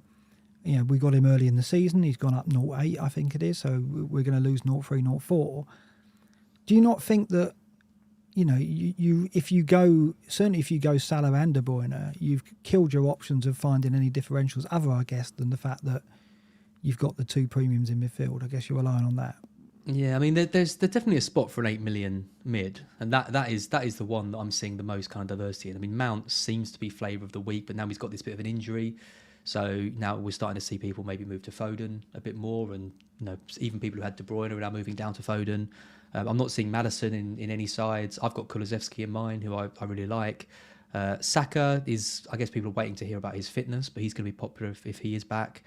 So that's the kind of spot to play with. But I mean, it goes back to what you were saying. I think there's loads of options that we can consider, but the trouble is, it's finding a substantially better option than what is in the template. And like, I look at Rashford, for example, and think he's hard to like build a case against because the fixtures are so good, because of his form, because his stats are decent, because Ronaldo's not there anymore, all of these things. So, and then you look at Marseille, well, there's value tied up in him. You look at Almiron, like these are just really, really good players. And I look at Maddison, for example, I think I really want Maddison because he's had such a strong start to the season. Leicester are probably going to pick up, but which of those do I move out to bring him in for? And that's the kind of the key thing. You've got to not only kind of evaluate which players are going to do well, but find the template players who you are going to back against, and it's kind of tough. I think. I mean, yeah. Totally, I mean, Rashford and Martial is an interesting dilemma, I think, because I'm actually leaning towards not starting with Rashford. He is in the team that I'm going to show in a bit, but going for Martial over Mitrovic, who's got those 4 yellows, gives a bit of chance to kind of consider, you know, where he's going to be for double game week, if he's going to miss one of those, if he's going to miss a Southampton game, all of that. And then I can play around with that midfield spot where Rashford is. So that's the kind of thing that I'm thinking of to try and, you know, diverge a little bit from the template. But again, I'm not going to say that Mitrovic and Rashford are bad options because they clearly aren't. Well, United are of interest because of the start, the fixtures they've got over the first 3. And one name that's cropped up now and again, dare I say it, is Bruno Fernandes. Yeah. I brought a graphic up here which shows how Bruno, Rashford, Anthony, who's another player that we should consider, and Martial compare. Because I think, is it fair to say that a lot of teams will go into 17 with one United attacker? Do you feel that's going to happen? Yeah, I think you. I mean, you don't have to do anything. No. But it's very. You look at the fixture. You know, when you've got a home game against Nottingham Forest, who haven't got Henderson in goal as well because he's ineligible to face his parent club. You know, you can say what you want about United. You can say what you want about the defenders missing out, but you've got to think they're going to score at least a couple of goals in that game. I mean, they might not. Maybe Nottingham Forest will put in an incredible defensive performance. We've seen it before from them. Beat Liverpool 1-0. Very strong. We drew 0-0 at, where was it? I can't remember now. There was a team that were meant to be good, but I would... Another thing you didn't turn up for, by the way, it's like the FCAs. Yeah. You know, they clearly got in. And actually, you know, a team like Forest will probably have benefited from the break because not a huge amount of players off in the World Cup. Time for Cooper to get his ideas across. Lots of signings. You know, time to gel and all that kind of thing. So it's not a gimme, but all you can really do is look at the fixtures and try and build your team off the back of that. And I think going in with one United attacker is very sensible. I mean, it's just which one. For me, it's got to be Rashford. I mean, I look at this. Bruno's price point of 9.8 is the problem. You know, that is just that little bit of a stretch. It takes too much money out of other areas. I guess if you are going cheap at the back, it could bring him into play for you as an alternative to Rashford. And of course, there is the penalties. But just for me, the fact that Martial is going to play up front, I think Mitrovic, you've got to go with. I know there's the 4 booking situation. I know he's on the tightrope, but you know he's only, there's 2 games he's got to navigate through to avoid the booking. I think he obviously could do that, and if he doesn't do that, we've got transfers to move him out, maybe to Nketiah or something like that. But Martial won't get 90 minutes. We almost know that is a given. And so Rashford will likely, if he's still on the pitch when Martial goes off, will likely move to a central role, I would have thought. And that's what adds to his appeal, because obviously the last 10 minutes United can get, you know, are going to be dangerous, pace on the break, etc. That's what swings it for me. Anthony's not someone I've considered. Have you ever? I haven't seen him in a lot of teams at all. Have you ever looked at that? No. I mean, you look at the stats here. They don't exactly paint an amazing picture. I mean, he has got the highest shot per 90 of 3.67, which is better than the other 3 players that we're looking at, Rashford, Fernandes and Martial. He puts in the most crosses as well. Don't really care about that. I want to see him getting the ball in dangerous positions and shooting. He strikes me as the kind of player who in any game can bang in a worldy goal, but I think he's being asked to kind of hug the touchline a bit and put in the crosses and maybe make things happen more for other players. So that pushes me towards other players. I mean, for me, it's just between Rashford and Martial. They're the same price. Martial's playing up front. I think he can thrive in this Ten Hag system, but I think it is going to be Rashford pushing past him, quite a lot of the time, because Martial's going to be asked to hold up the ball and bring, the pace of Rashford into the game. So if I'm picking one player, just out of those two, I'm picking Rashford. But I do like the idea of going for Martial and then using that midfield spot for someone else, because there are so many options. But yeah, I mean, Rashford seems like a really good pick. I mean, 6.7 is, when he was 6.5 at the start of the season, we all looked at that and thought, that's 3 million surely, down from previous price. yeah, that's surely way too cheap for him. And like you can see, I mean, one of the things here is FPL value, 9.25. I mean, that's triple Martial, it's nearly triple Anthony, it's double Fernandes, for example. It's hard to think that Rashford isn't going to give you good returns for that money, whereas the others are a bit more risky, I think. So yeah, Rashford's probably the standout. Yeah, I think if Mitrovic wasn't there and the double game week wasn't there for him, I think Martial would be definitely strong in my thinking. But I think for me, obviously Haaland we'll talk about in a moment, Darwin we'll talk about in a moment as well, and then you add Mitrovic in. Your front line, I mean, we've seen those front three in so many teams this week.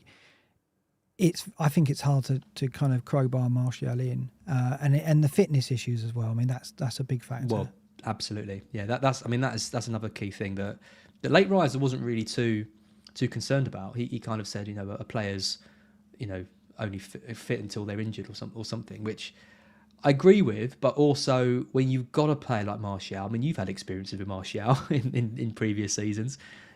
Managers saying he's fit and then him not turning up for 7, 8, 9 weeks.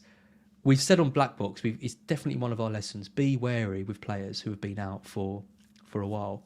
And I mean, Kulusevski is another one who I'm looking at, and he has been out for a while and is going to come back in my side. I don't want to fill my team with too many players who've been out for a while and are suddenly back and being expected to play in a really, really hectic period.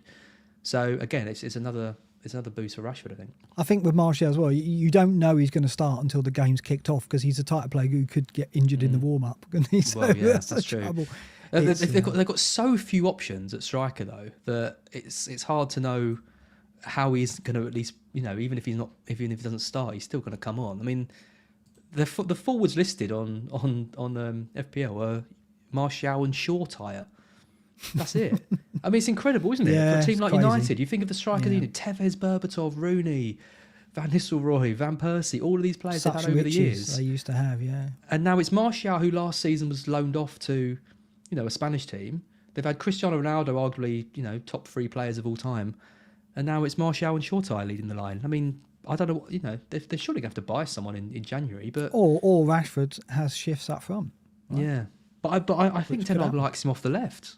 And I like him off the left as well, from an FPL perspective, because I think he's better at that when he's got a player who can bring him in.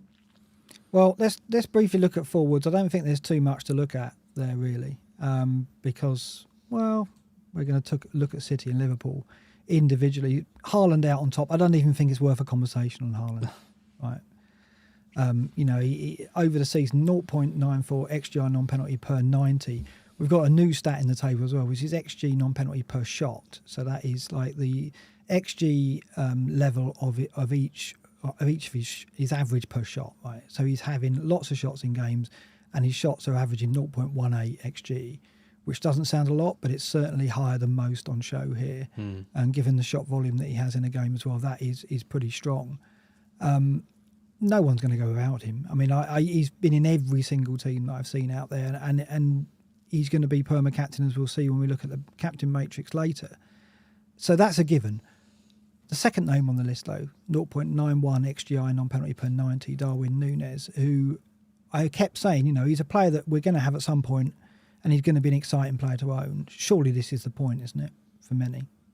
Yeah, I'm not as confident about him as I am as a lot of people are. I mean, 5 goals in 7 starts is good, and 2 assists as well. So getting something in every game, that is borne out by his XGI non-penalty per 90 of 0.91. I'm just in two minds. Like in the draft I'm going to show, I haven't got Salah. I've just got Núñez because I'm expecting Núñez to be better value at 9 than Salah is at nearly 13, because Salah is going to have to massively outscore Núñez, I think. And I'm going to, it's people going with both. A lot of people going with both. In fact, I did a poll earlier, and over 50% of people are going with both. It's a lot of money tied up in Liverpool, who I don't think have been particularly great attacking wise. Okay, they've got Thiago back, but again, they've got injuries to some of their key attackers. And I mean, Núñez, another player who had a really, really poor World Cup. I mean, he was so kind of hyped for Uruguay to come into that side and score loads of goals, and didn't get a single goal. Uruguay knocked out. He's going to have to come back to Liverpool and have a complete kind of turnaround. And he hasn't exactly. I mean, I got a bit of stick earlier for saying that he's been misfiring. Okay, his goals and assists are decent, but I wouldn't say Núñez has had a particularly good start to his Liverpool career. Would you? I think he's looked very raw, but the you can see he's got the ingredients of being someone who's going to score a lot of goals for them. I mean, it's the shot volume, right? And it's something we're used to seeing from Salah. The graphic I've got up here is Liverpool assets, and it shows Salah versus Núñez over the season so far. Shots per 90, Salah 3.64, Núñez 5.81. That's an extraordinary shot volume. 4.4 shots in the box per 90 compared to 2.8 of Salah. It's that volume of efforts. Yeah, okay, so the XG per shot is 0.12 compared to Salah 0.14. So the quality of Núñez's chances per shot are lower. We expect that. He's firing shots in from it. No, he's not. It's not a huge amount. And obviously with Diaz and Jota injured, Núñez is certain to start, and that's what we haven't had until now. Really, is that certainty of start. I think he's got to be worth a gamble. I don't know if I would go in with Salah and Núñez. It's interesting you said like 50% in the poll will go in with both. I wouldn't be as confident going in with two Liverpool attackers, to be honest. Is that your take on that? Yeah, I've not considered it. I mean, I had Salah in pretty much all my drafts going in and not Núñez. And then I looked at it, and even though I'm not massively sold on Núñez as an option, he's 9 million. Like that's a good price for a striker for Liverpool. Whether he's coming in off the left or playing up top on his own, and with that volume of shots and the stats, I'm kind of happy to risk it, because I don't think there's going to be that 4 or 5 million difference between him and Salah, at least not from what we've seen so far. And like I said, there has to be a big, Salah has to outscore Darwin by a big amount if, going for him over Darwin has been the play. And I look at these fixtures that you brought up here. I mean, Villa away, Emery is turning them into a better defensive side. Leicester have picked up. Okay, Brentford, that could be a good game. Yeah, but it's Brentford away. Brentford at home aren't as weak as they are away from home. They beat City, didn't they, in the last game before the restart? Yeah. And then Brighton, Chelsea, even Wolves could have picked up defensively by then under and then it's a local derby. So these fixtures aren't particularly strong. They don't scream to me double up in attack of any team, especially an attack which has been a bit in flux all season, and a really expensive double up in attack as well. So yeah, for me the double up isn't on the card at all. Well, look at this as well. This is the last 6 game weeks, Salah versus Núñez.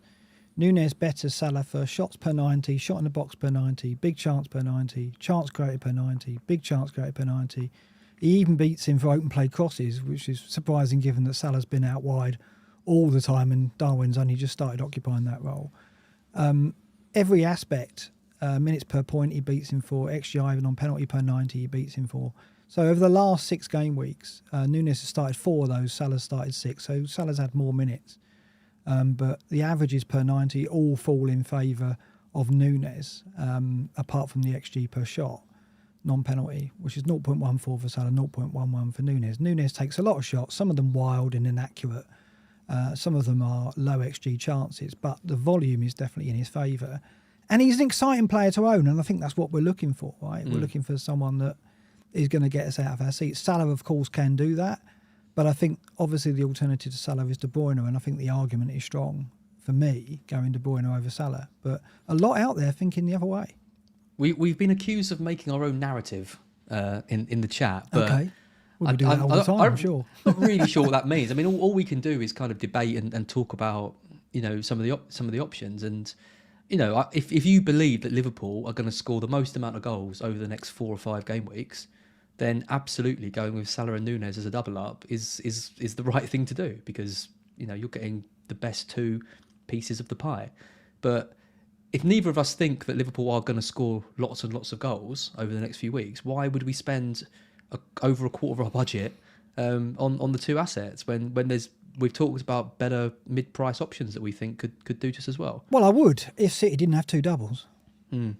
I mean, you're looking at, you can't have Salah and De Bruyne, I don't think, in your squad, unless you're going to go freemium and then you're weaker always. And then can you afford Nunez anyway? Well, so if you're going Salah and Nunez, you are going without De Bruyne, right? And De Bruyne's got 2 double game weeks coming up, we think. One might drop out. And of all the City midfielders, he's the most likely to start in a double game week, I would say. Well, for me, it came down to, if I'm ruling out the double up of Salah and Nunez, I'm basically looking at Nunez as a downgrade. As for podcast listeners, I'm doing the finger thing because, arguably he's not a downgrade based on the stats to Salah. Or I'm looking at Foden as a downgrade to De Bruyne. Yeah. And I think, given what's happened in the World Cup and what's transpired, and given the amount of games that City have got on the fixtures and the doubles, I think De Bruyne is a much stronger option than Foden is at the moment. And lots of people don't agree, completely fine. Like, obviously, I really rate Foden as well. But De Bruyne, to me, is the second player I want in my team over Haaland to try and tap into these fixtures. So if my options are Nunez as a downgrade to Salah, that's fine if it means that I can have Haaland over Foden. Yeah, De Bruyne over Foden. That's why I've got a graphic here which shows the City assets, and I think we're agreed that you've got to go into this period with 3 City players, right? Given that we think it's likely they're going to have 2 double game weeks, up to 23. Now you could start with Salah and move to De Bruyne ahead of that first double, and I guess that is what folks who are going with Salah are saying. I guess the trouble there is that you're booking in transfers, and we don't know what we're going to... When we get to game week 17, things could unfold that suddenly change our perspective on a load of things, and you don't want to go, but I've got to do the Salah to De Bruyne move. So why's our chat thing not working, Mark? I'm trying to... you're not... I don't know. Maybe the overlay's not on this screen, but no, it should be. So, yeah, I mean, Foden, in terms of a downgrade on De Bruyne, the data here does show that, in terms of all this data, XGI non-penalty per 90, De Bruyne's coming in as a top midfielder on 0.74, Foden on 0.57, and chances created, big chance created. De Bruyne's obviously the creator supreme. Foden has the goal threat. Arguably, after Haaland, he's their biggest goal threat in the City team. But it's security of start. It's the anxiety you get when you're waiting for that City team sheet when it comes to Phil Foden. And we got a lesson in that towards the end, didn't we? The first half of the season, where inexplicably he missed 3 league games in a row. And that is what's worrying with Foden. You do not want to... If it's essential to have 3 City players for the double game weeks, you want to be getting the 3 City players that are most likely to start. Certainly in attack, I would say, anyway. Yeah, I mean, Foden at 8.3, I still think is just incredible value. Even if he misses 1 game in every 3 or something, I still think 8.3, that puts him... I'd say it still puts him, over a longer period as being the best 8 million option there is, even ahead of Maddison and Saka and stuff. He's someone who's done really well for me this season, and someone every time I watch and see how dangerous he's playing for that Man City side, I think this is the one. But this isn't a decision we're making for the next 8 weeks. For me, it's the next 3 or 4 weeks are absolutely vital to pick the Man City midfielder who's going to play the most minutes, and I just think that's going to be De Bruyne in that. And then once that period's over, I can move De Bruyne down to Foden and maybe strengthen elsewhere. Yeah, I mean, Foden is a good pick. I'm not going to say that he isn't. I see him in people's teams, and I think, yep, if he starts, you've got a great option there at 8.3, and you've got Salah as well probably, and that's fine. But yeah, for me, I just wanted to pick the 3 City assets that I think are going to play the most minutes over the next 3 or 4. Yeah, and I think that makes sense. I mean, bizarrely, Cancelo is the one of them out of Haaland, De Bruyne, and Cancelo. Cancelo is the one that I'm kind of questioning whether. I know. You did a video with Gianni, right? He's gone without him. He's gone Walker. I've shown the team later with that as well. It's just because of the what that extra money can get you, and the gamble is like, obviously, will Walker be as nailed as Cancelo? Arguably not, but he did start all the matches early on in the season until he had the injury. So we've got evidence to suggest he will be certainly first choice. But in a double game week with a packed schedule, will Gomez come in and Cancelo move to right back? There's a lot of questions in there. So it is a risk, definitely, going with anyone other than Cancelo, right? He's a lot of money. I mean, 7.4 is a lot. And he hasn't... I mean, he's had a couple of games where he's got a goal and got a big haul that, perhaps the stats weren't really boring out, and he's always got that kind of in him. But generally speaking, I think he's been quite disappointing this season, Cancelo. And, like I said, I got rid of him, with about 4 or 5 game weeks, and it looked like that was a terrible decision after he got that 18-pointer. But then City kept conceding, and the money I'd taken out and put him down to, a form... I took him down to Ben White, and Ben White got a couple of clean sheets, and I used that money to go for Threemium and have Kane, for example, and that did me really well. So, yeah, I mean, again, long term, I can see myself going away from the big at the back strategy, and Cancelo would be the first one to go, because he needs to be hitting, Trent of previous seasons' numbers, really. He needs to be getting 180, 190 points over the season, and there's not really too much evidence that he's going to do that. But, I mean, he could. But like I keep saying, it's all about those next 3 or 4 game weeks, and I just trust him way more than any other Man City defender in that back line. I can see them all being rotated and missing a game except for him. The only other one I consider is Edison, but I don't want to be locked into that third City spot with a goalkeeper. So it has to be Cancelo. That's the trouble. At the moment, I haven't got him because I'm looking to see what I can do with that money, but I've got a feeling I'm going to end up going back to him and then losing the chance of having a Trent or a Robertson, which that's what I've got to weigh up, of whether it's worth going for Walker and then unlocking the ability to get a Liverpool fullback with the hope that Liverpool do improve defensively and Robertson and Trent become the assets we expected them to be. But it's a big risk. It's a big risk because you might not get the starts on Walker.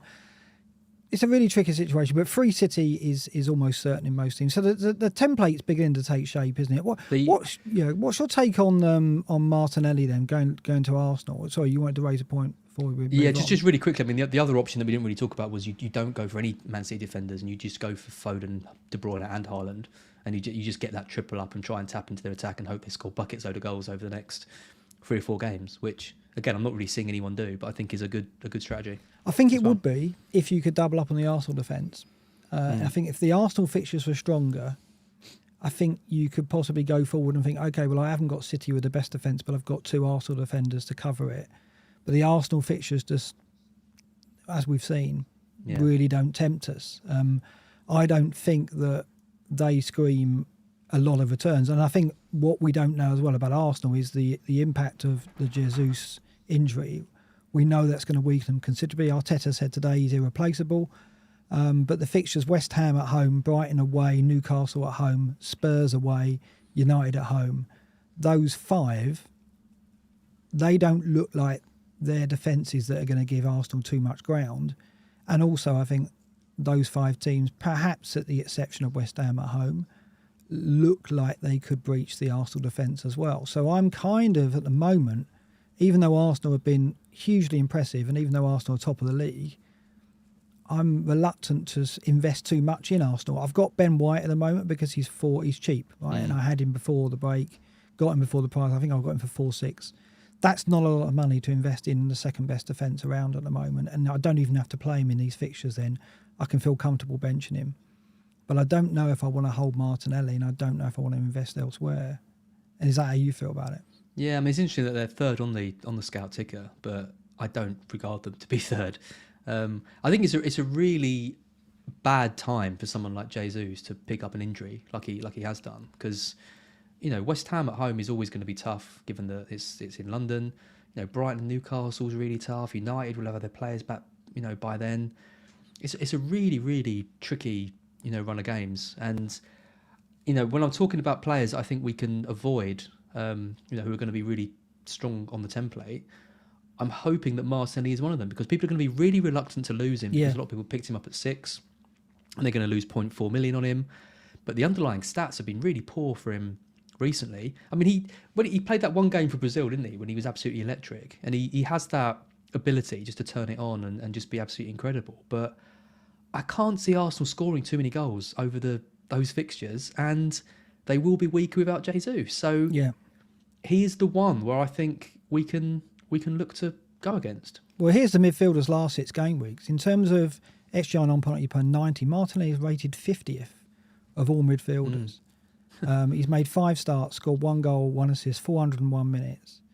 But really disappointing. When you look at Odegaard, who's up in 4th on 0.63, the gap is massive when you look at the last 6 game weeks. So Martinelli hasn't really impressed in terms of data in a team where Odegaard has impressed massively. So it's not like Arsenal haven't really produced. It's just Martinelli has not really been at the forefront of it, despite being so impressive in the first part of the season. Just recently dropped off.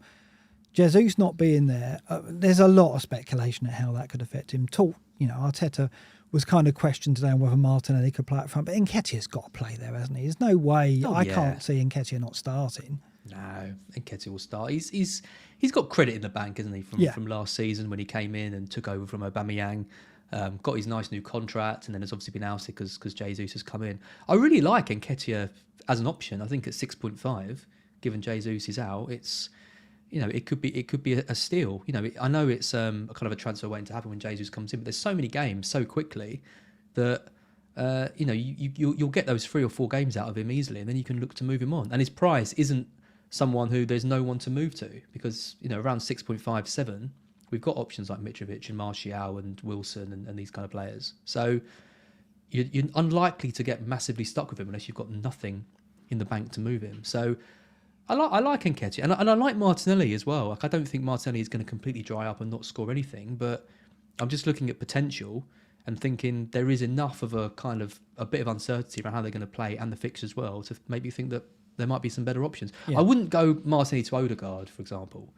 I think if you're going to get rid of Martinelli, you have to be fairly confident that Arsenal aren't going to be a crazily great attacking team over the next 4 or 5. Yeah, I think there's 2 factors at play for me. There's the fixtures. There's 3. Jesus' injury, and the fact that I know that Martinelli would be held by a lot of managers going into this. So if I'm looking at areas of my 11 where I can differentiate safely, I think, given the fixtures, I think it's a safe risk to take because of the fixtures that the Arsenal have got and the fact that Jesus being missing could affect them in attacking terms. That is why I'm looking at not going with Martinelli. The other thing is, of course, that if that's a mistake, I can then look at Odegaard as a potential option. And if you look at the last 6 game weeks, Odegaard has massively been Arsenal's top performer, outperforming Martinelli. Anyway, so there's an argument to say that right now, if they were the same price now, you would prefer Odegaard anyway. So, I think that if I have to go back to Arsenal, to an Arsenal midfielder in that bracket, if it's not going to be Saka with the pens, then it can be Odegaard. And I could end up being happier than having Martinelli. Are we building narratives again? Well, we possibly are, but it's. I mean, it's all that, isn't it? That's all people can do at the moment. We can't sit here with any certainty. And I think when you're picking your squad for Gameweek 17, you are doing that in your head. That's natural. I might be wrong, but I get the sense that people who are sticking with Martinelli aren't sticking with him because they think he's the best 7 million-ish midfielder for their side. They're sticking with him because they're too scared to sell him because of the value tied up in him. Yeah, that is a factor. Yeah, and for me, I lose 0-4, but I'm looking at it thinking there are 2 Arsenal midfielders in Saka and Odegaard who are arguably better. I don't think that's a narrative. The data says it. The output of Odegaard so far says that he's improved to the extent that he is as good, if not better, an option than Martinelli. And Saka, on penalties, could yet emerge as the best 8 million mid. So there are 2 options in that Arsenal midfield who arguably I'd rather have. Am I going to let the 0-4 talk me into keeping Martinelli? Maybe, but I don't think so at this point. I mean, it's tough because it might be that Nketiah comes in and Martinelli becomes an even better option because Nketiah's a strong player. Again, similar to Rashford, can bring him into the game. Martinelli's got a bit more onus to get the goals and assists for the team, getting further up the pitch. We don't really know how it's gonna play out, and it'll be interesting to see how these stats do change with Jesus out of the side. But yeah, I don't know. I started the season without Martinelli. It was a complete disaster. I'm just gonna do it all over again. Is he going to destroy us though? Because he's got like a couple of double figure returns. I don't think so. That's it. I think he's a player that can that ticks over quite nicely. And if you got him at 6, he's gonna comfortably be good value for that. But I don't think he's a player who's gonna consistently get big hauls. And this is it for me. I look at it. Soundbited. I look at it and think I need midfield slots to give myself the opportunity to find a player like a Kulusevski, like a Zaha, who can be a differential for me.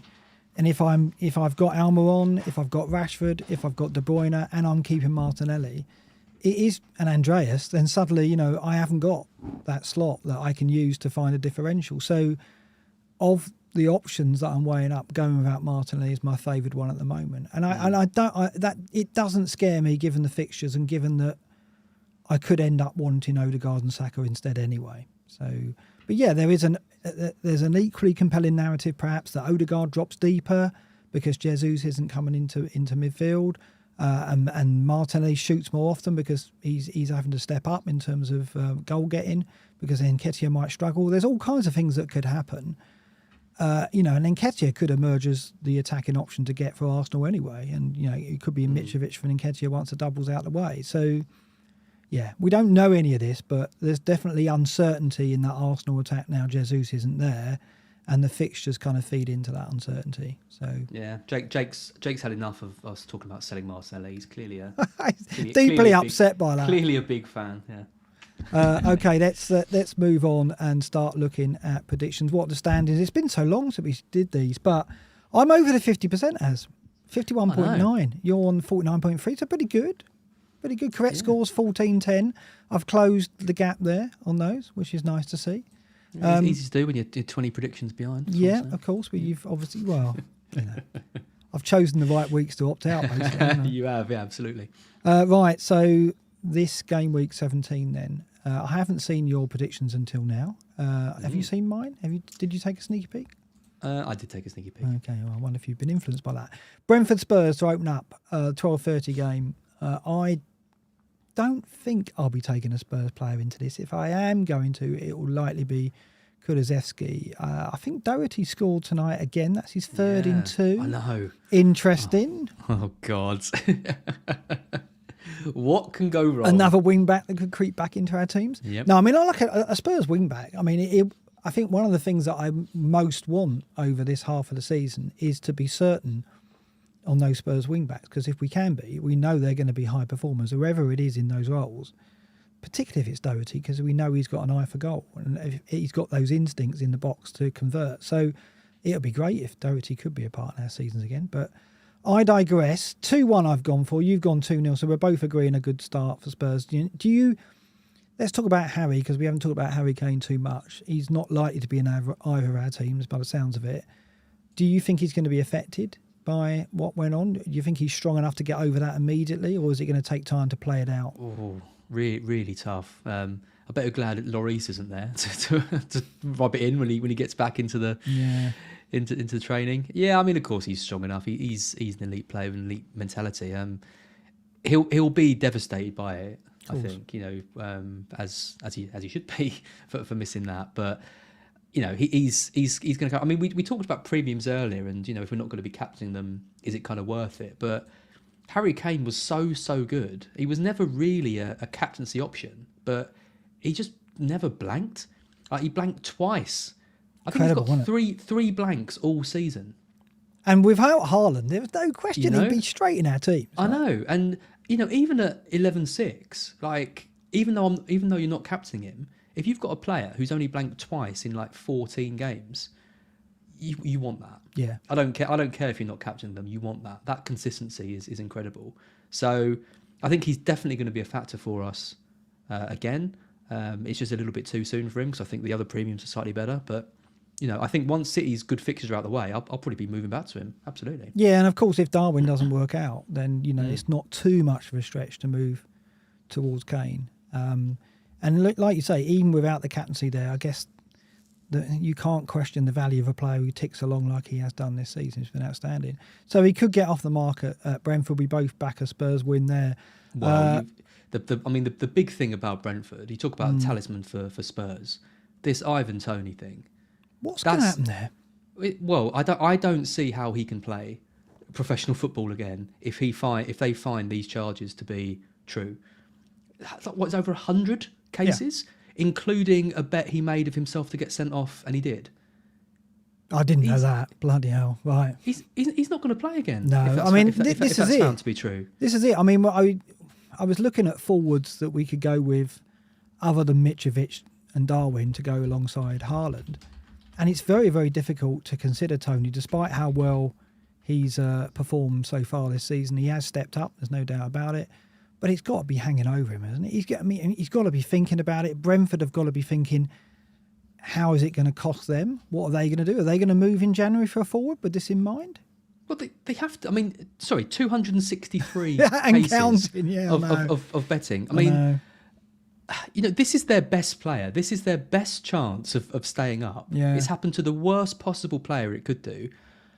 Honestly, I think with all this going on, Brentford are a team to target. I mean, again, it's a narrative. It could have completely opposite effect. Maybe Mbomo steps up and becomes like the talisman of Brentford and things. But I can't see it. I think he's too important for that side, given everything, his link up play, his status in the dressing room. He's their number one man. This is going to have a huge impact on Brentford, and they are a team I'm going to be targeting with my players, and it's why I think Kulusevski is such a good pick. I think Spurs win this comfortably. Apparently, the red card thing isn't true, as you've been weaving a narrative there. So, really? Did you say allegedly? I don't know.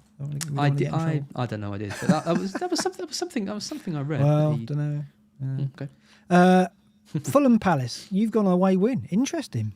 You just don't see Palace. I don't know, is this the Brighton in you, or is this like? Yeah, maybe. I don't know. Palace have been a bit of a funny team this season. They don't really know what you're going to get from them, and I think Vieira had such a strong identity with them last season, and we haven't really seen that so much this year. I don't really know what they're about. Whereas Fulham do have that identity because it's get the ball to Mitrovic, and yeah, I don't think there's much in it, but I've gone for Fulham to nick it. Okay, I've gone 2-1 to Palace. Everton Wolves 0-0 for me. You've gone 1-0 Wolves. It's a thriller, this one. It isn't our Garden Centre game, and the reason why it should be really, because they're all on television, aren't they? But the trouble is, if you go to the Garden Centre for the 3:00 game, Everton Wolves, you're missing the other 3:00 games. So you can't. It's got to be a single fixture on TV. That is such That's an the incredible... criteria. That's the way it works. You can't be in the Garden Centre avoiding Everton Wolves and then also watch. Okay, actually, the other 3:00. Be missing Southampton Brighton. I see what you're saying. Yeah. Leicester, Newcastle, Phantom Unions, and all of there. Is it? Maybe 3:00 is the time. Maybe all of those should have been the Garden Centre game. Are they open on Boxing Day? Yeah, contenders. Some might be. I don't know. Got to spend your vouchers. No, I didn't. Did I? Damn, this is so flimsy. Wolves. I've gone 0-0. I mean, I just don't see many goals and a lot at stake. Obviously, Wolves are the new manager in charge. I'm not convinced by Lampard. I want Lampard to stay at Everton as long as possible because I think that gives Forest the best chance of catching them. Basically, Wolves. I've got Jimenez back. He scored last night, I saw. So maybe they will be able to find goals. But he has not looked the same player. They will be signing a striker. And Wolves will get better. I'm sure they will, yeah. I'm sure they will get better. Yeah, but it's not going to be overnight, I don't think. No, and he's already questioned the fitness of the players. They went away, and he said, I think he says he couldn't believe how unfit a lot of the players are. So I don't know. I think a comment like that could spur them on to at least try and impress him a bit. And I'm not very impressed with Everton. It's going to be a dull game. 1-0 Wolves I've gone for. Not much in it. Kinder Bueno, 3.9 though. Good pick. Yeah. Leicester, Newcastle, 1-1 I've gone with. You've gone the Newcastle away win. Difficult one to call again, isn't it? Because before the break, these two teams were in great form. Leicester had improved massively defensively. So, yeah, start of the season, we'd be back to Newcastle win here all day, but you've gone the 2-1, so you see them nicking it. I think a lot of the games are difficult to predict, not just because of the fact it's back from the World Cup, but because there's quite a lot of evenish matchups this week. And Leicester have been impressive, but Newcastle are going to want to carry on building on what they've got, and they got the good win against Bournemouth. Another Premier League club where they both put up very strong teams actually in that match. Yeah, really, really close. But yeah, I think Newcastle have just got more quality around the pitch with Gomez in midfield and Wilson up top and the four Malmrons in. Trippier's going to be back. I think that they're just a better team than Leicester. So I think struggled to beat Bournemouth last night, only 1-0. Did put a strong team out. So and this might be something we see. Maybe teams will come back and struggle to get into the rhythm. So there might not be many goals over these first couple of weeks. Is what I'm thinking. We'll see. Southampton, Brighton. I've backed you for a win. So have you. You've gone 2-1. I've gone 2-0. I mean, I'm normally down on Southampton. I just can't. I always struggle to see them winning games. Again, it's goal threat. Again, new manager in charge, Nathan Jones there, playing against his former club, of course. He is an effective manager. They don't think they'll play pretty football, Southampton, but I think they will, like Forest, be harder to beat. But I think Brighton have got too much quality. I think. Yeah, I mean, I look at the squads of teams, and I still think Southampton have got, probably arguably with Bournemouth, the weakest squad overall in the league, and it's going to be tough for Jones to keep them up. But they've got the new manager bounce. I reckon they'll get a goal, but we should win. But you never really know with us. my dad instantly is a lot more positive on De Zerbi. He sent me a message today. Jake keeps moving the mic if my voice keeps chopping up. He's coming round to him, is he, your dad? He is, yeah. He said that he's happy he's had a bit of time with the squad now, and he thinks he's going to instill his That's good to hear. That's good to hear. Tactics. I'm sure De Zerbi would be happy about that. Well, he listens to this podcast, and B, he's not been happy with what my dad's been saying. No, I'm sure not. And it's good to see because I think Brighton deserve your faith and your father. Really, I think they've been so good this season. And Trossard is someone I have looked at once or twice. I put him in and out. Do you think Trossard will continue where he left off? Yes, but again, it's that question of, is he better than the other assets who are so strong in the template? I like him. The fixtures just aren't amazing. I mean, it's Southampton away, which I think is quite tough given there's a new manager come in. I know they haven't been great, but I think any team that have got a new manager when they're trying to impress is tricky. Then it's Arsenal, Everton away. Everton at home are better than they are away from home. Then it's Liverpool, Leicester. None of those games I can see us scoring lots and lots of goals in. But obviously, if I'm going to pick a Brighton player, it would be Trossard. He is in my thinking. I could end up with him in Gameweek 7. I'm not completely ruling him out. Yeah, just for the game. This Even is a Arsenal at home's a good one, maybe. I'll be at home in Essex on Boxing Day watching Brighton with my dad. It would be nice to have Trossard in my side. I'm not completely ruling him out, but he is 7 million, and there's good players around that price as well. No, fair enough. Villa Liverpool, we've both got on the away win. Clean sheet at Liverpool, interesting. So we think already. Is that more about Villa than it is about Liverpool, though? Yeah, I think Emery's first task is going to be making them harder to beat and not conceding stupid goals, and he's already shown that already. So I think Liverpool win, nick it, rather than a big win for them. And Arsenal West Ham, home win both cases. You've gone the 2-1, I've gone the 1-0. Which brings us to the Garden Centre game, and it is this week. It's Chelsea versus Bournemouth. There we are, the Garden Centre game for the week. The reason why I went... Can I just say that you have been building that up to me all week? I don't know what you mean. Transition. I don't know what you mean. For those listening on the podcast, we have got a little gimmick that we now throw up for the Garden Centre game. And you have to be about 40 years old to understand. I wasn't expecting that. No, of course not. I thought the logo was going to fly in. No. Yeah. No, there excellent. You go. So Chelsea versus Bournemouth is what I've gone with because I do think this.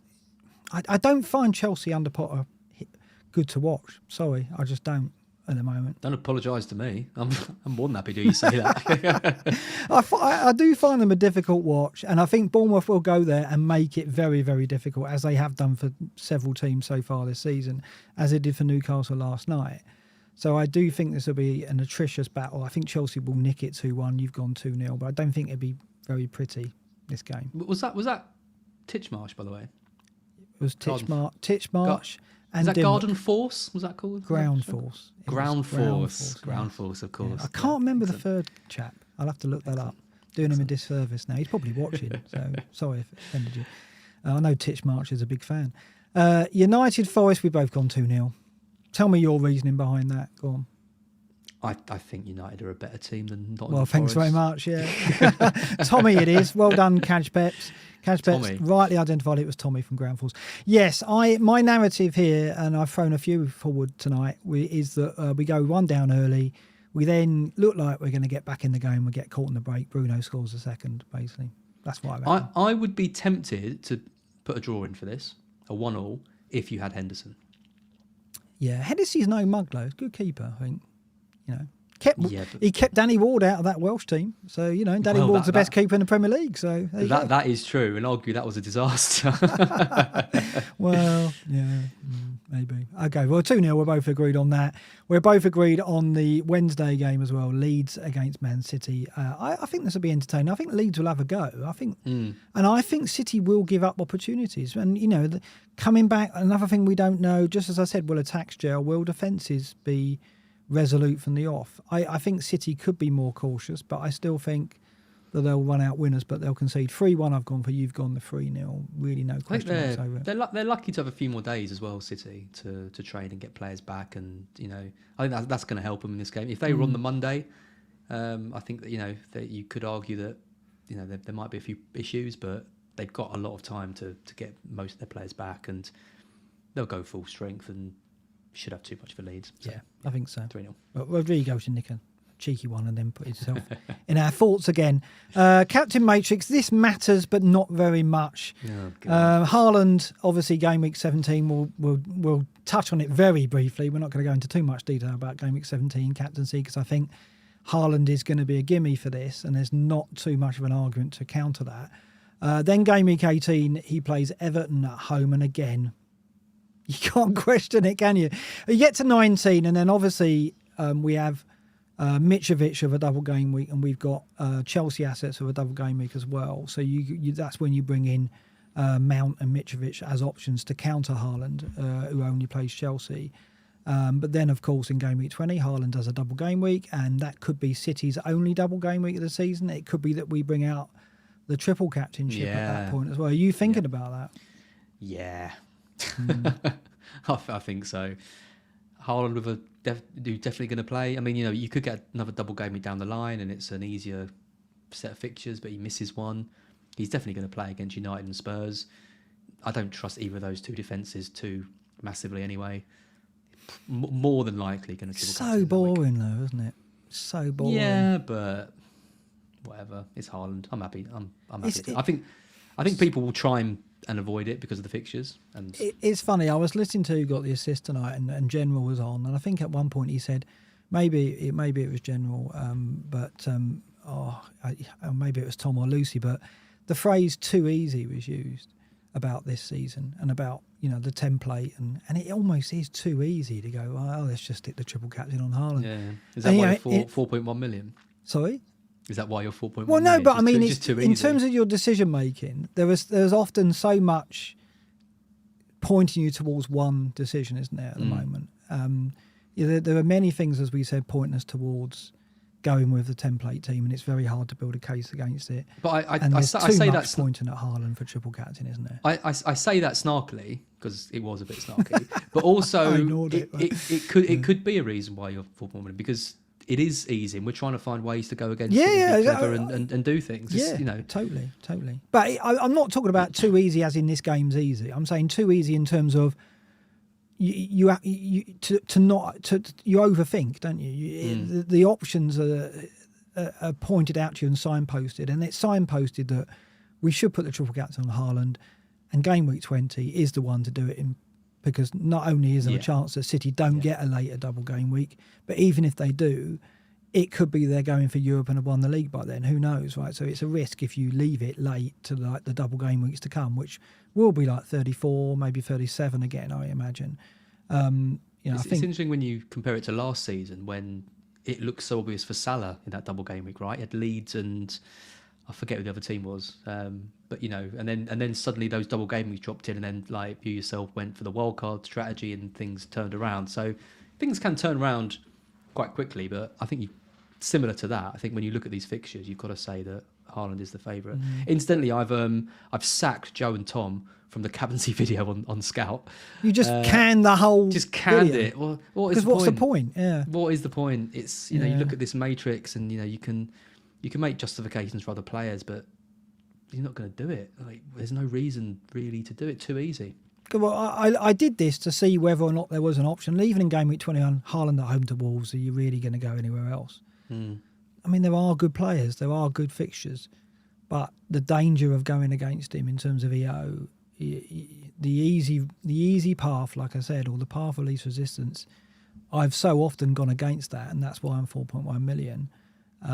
And you start losing the will to go against it. I do. You start getting weary a bit. I mean, I'm going to try not to, and I am going to take some risks, but I don't think those risks are going to be going against the Haaland captaincy. No. They just can't be, really. I mean, forgetting about EO, you look at his stats, you look at the City, you look at the fixtures, like you can't build enough of a case to go against him, so you're just forcing it. And that goes for this week. The captain conversation really isn't a conversation to have. I don't think we're going to dwell on this. Just like you've canned the video, we will can this section of Black Box to be opposite. I mean, we'll have it in and we'll pay credence to it, but I don't think anyone is going to go De Bruyne or Salah or Nunes. Liverpool at Villa, I do think they're going to win that game.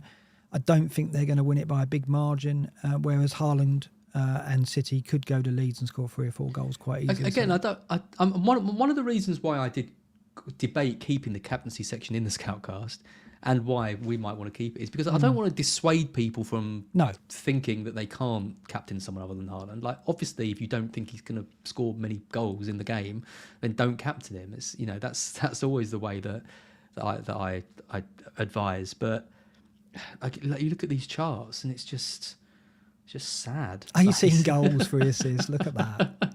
I mean, even Kane having a great season, 12-3. Yeah, I mean, we've never had a player like him. Even Salah at his best wasn't hitting these. I mean, 18 goals at this stage is just absolutely crazy. It's depressing. I don't want to. And he's had the rest. Yeah, no, too much in his favour. We're not going to dwell on it anymore, and probably this section's going to be minimal from this point on until we get to double game week. And then we can debate Mount or Mitrovic. Hey, I am so looking forward to that. It's going to be amazing. All right, let's look at your team then that you've gone with so far. So we were talking up your anti-Kepa stance, and at the moment you're going with it. You're going with De Gea there. Do you not worry about the lack of Varane and lack of Martinez?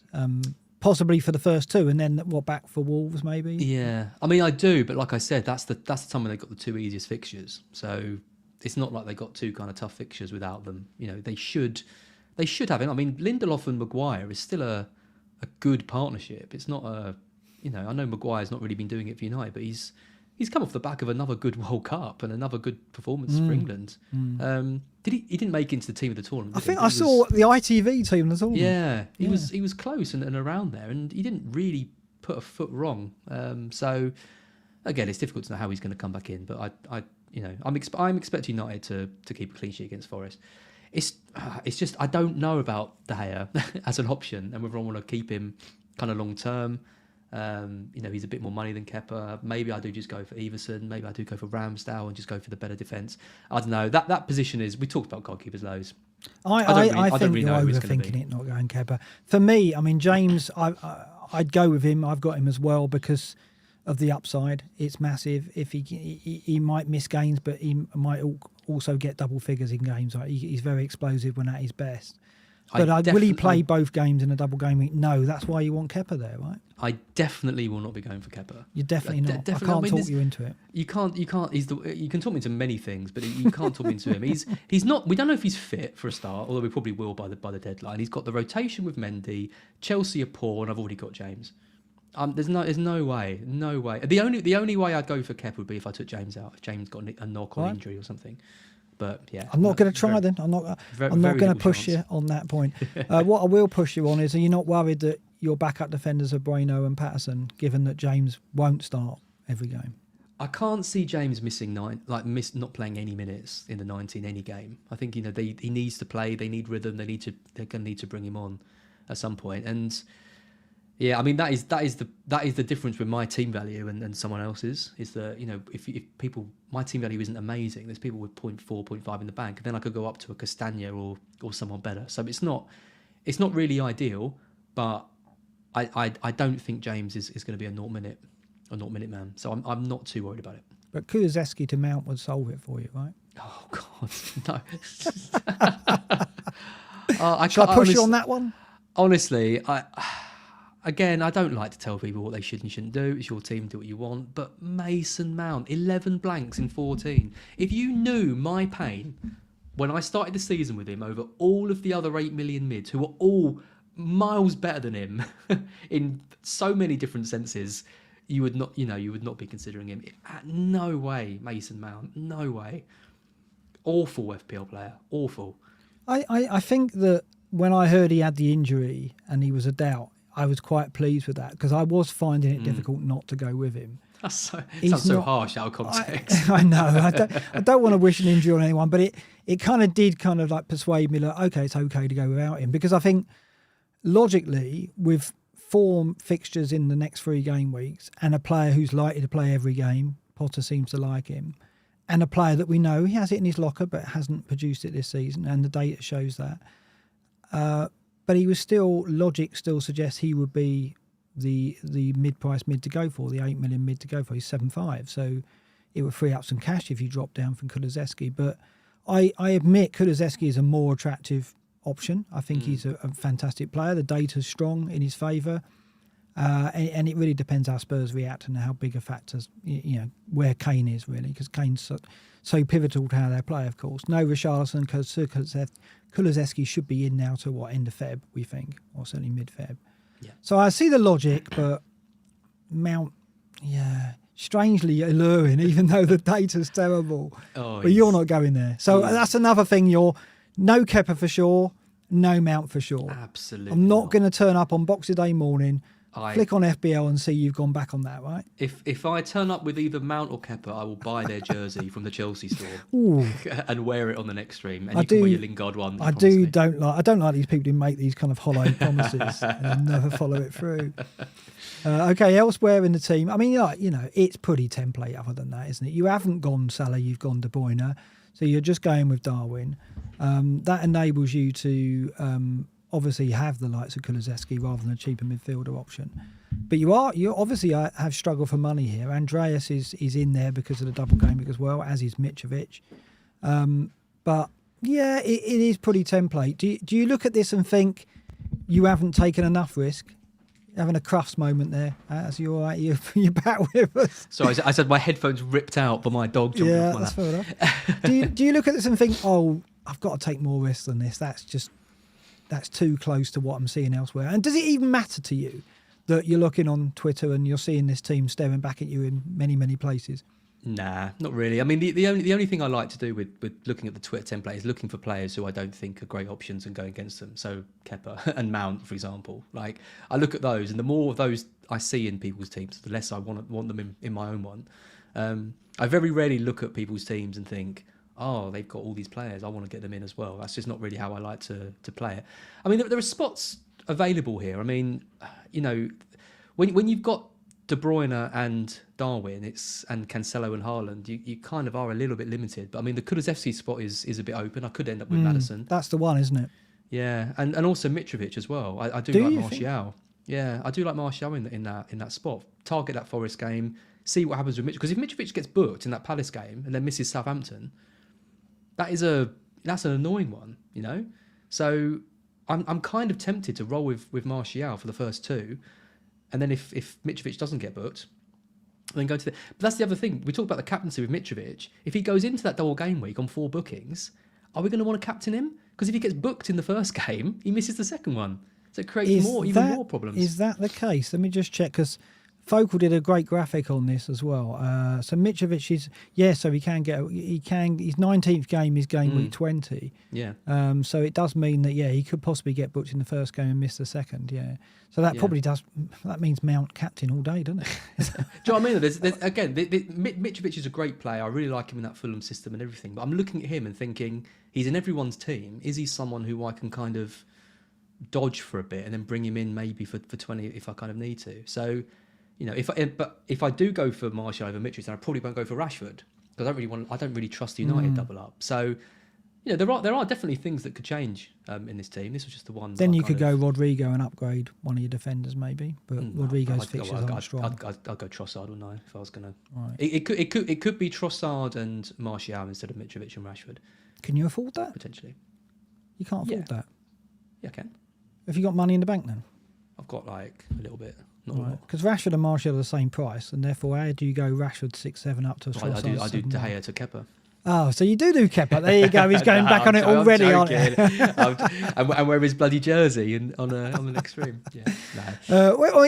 Are you thinking about that game week 1920 double though? Are you thinking, well, Mitrovic is my captain? Because if you're not going to have Mount, where are you going to go? James with the captaincy? Are you? Maybe. I don't really know. You're not thinking about it, are you? You're not. No, I kind of. Because I guess you could go Kulusevski to Mount ahead of that, right? I forget Mount. Are you not going? You're not even going there for the double. No. You're saying now you're not. I mean, like, I mean, Mount could impress me massively over the next 2 weeks, and I think, okay, there's no way I can go without him. But he'll have to do a damn sight better than he's been doing for Chelsea and England in that first game. Sure. That he played. So I won't say no, but I'm also going to say no. Okay, so you might go a single game week player if Mitrovic is banned. Yeah, that would suck though, wouldn't it? That would suck. It would probably be James. Right. Okay. Worked for me before captaining him. All right, I think your bench will be a problem to you there.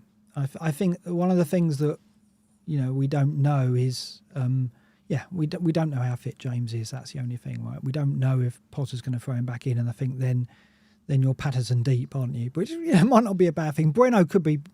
He's a good looking player. What we don't know whether he's preferred at left back, right? Because I think he's been swapped in and out of Aït-Nouri in the friendlies so far. So I think he's pretty much had it since game week 13. He's been playing new manager, and he played him straight away in the cup again and in a lot of the friendlies. Just instantly, I can afford that without any money because I got Trossard cheaper, didn't I? I got him, right. So you haven't made these changes yet? Yeah. Okay, because you're an early adopter. Okay, enough. You want to rip into my team then? So I've gone. I haven't seen this. No, you haven't. I've gone Kepa and. I mean, this is not the team I'm going to have on Boxing Day morning, I'm sure, but it's probably the one that I'm doing in there. This is weird. Kepa in goal. Robertson, James, Walker. White, no Cancelo, Zaha, Rashford, De Bruyne, Mitrovic, Haaland, Darwin. I'm sending myself to sleep when I get to the front line. And then on the bench, Ward, Almiron, Trippier and Dreas. I've got a bit more security if James isn't fit. So I've looked at this over the next 3 matches and the rotation I could have with a bit of extra on the bench. And I quite like what it gives me. Zaha to Mount would be the move that I make. I wouldn't have to make a transfer, hopefully, unless I get a major injury going into game week 17, and then I'd carry 2 over, and then Zaha to Mount would probably be the move I'd make. I've got the money in the bank to do that ahead of the double game week. So this is one of the things I'm looking at. I mean, obviously, the big question is no Cancelo, right? I think that's the problem. Zaha's got 2 good fixtures. He's got Fulham at home, Bournemouth away. Now, under any other circumstances, we would consider, though, any player playing those 2 teams. And I think, what do we know going into this? We don't know how Zaha's going to perform, obviously, but he's done all right to this point, 6 goals, 2 assists. He is a troll. He's got this reputation of always letting us down. He's the worst player. I don't worse know than why. Mount. I don't know why. Yeah, but at least you're going to get no points with Mount. With Zaha, you expect points and never get them. Zaha is like I cannot. But Fulham at home, I can see Palace scoring goals there, and Bournemouth away. I think there could be something in there, right? So those 2 fixtures, there's no question. They're the same opposition that we're looking at when we consider Chelsea and United and say they've got good fixtures. So, it's just what we're going to get from Palace, right, which is so unpredictable, isn't it?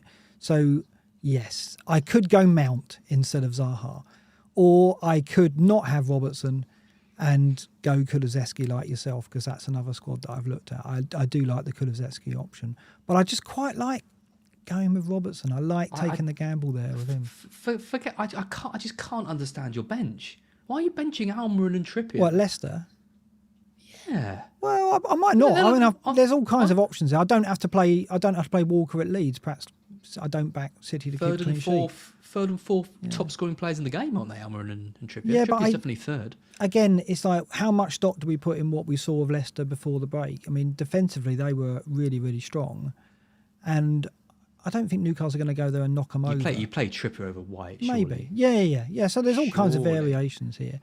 But and this is me trying to really push it, right? And even then, I've got the Arsenal defender, I've got Kepa, I've got Rashford, I've got De Bruyne, I've got the front three like everybody else. So this is my limits of pushing it, right?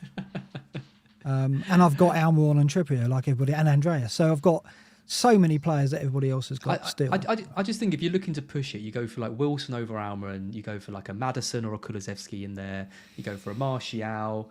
Your main differentials are White, Zaha, and...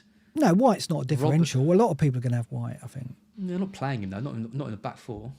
No, well, some will have him in the back three. And then Walker is such a huge downgrade. Yeah, Walker over Cancelo is the risk here. I mean, Zaha could be anyone. There's a number of options you can go. I've just left him in because I've got a couple of million tied up on him for now.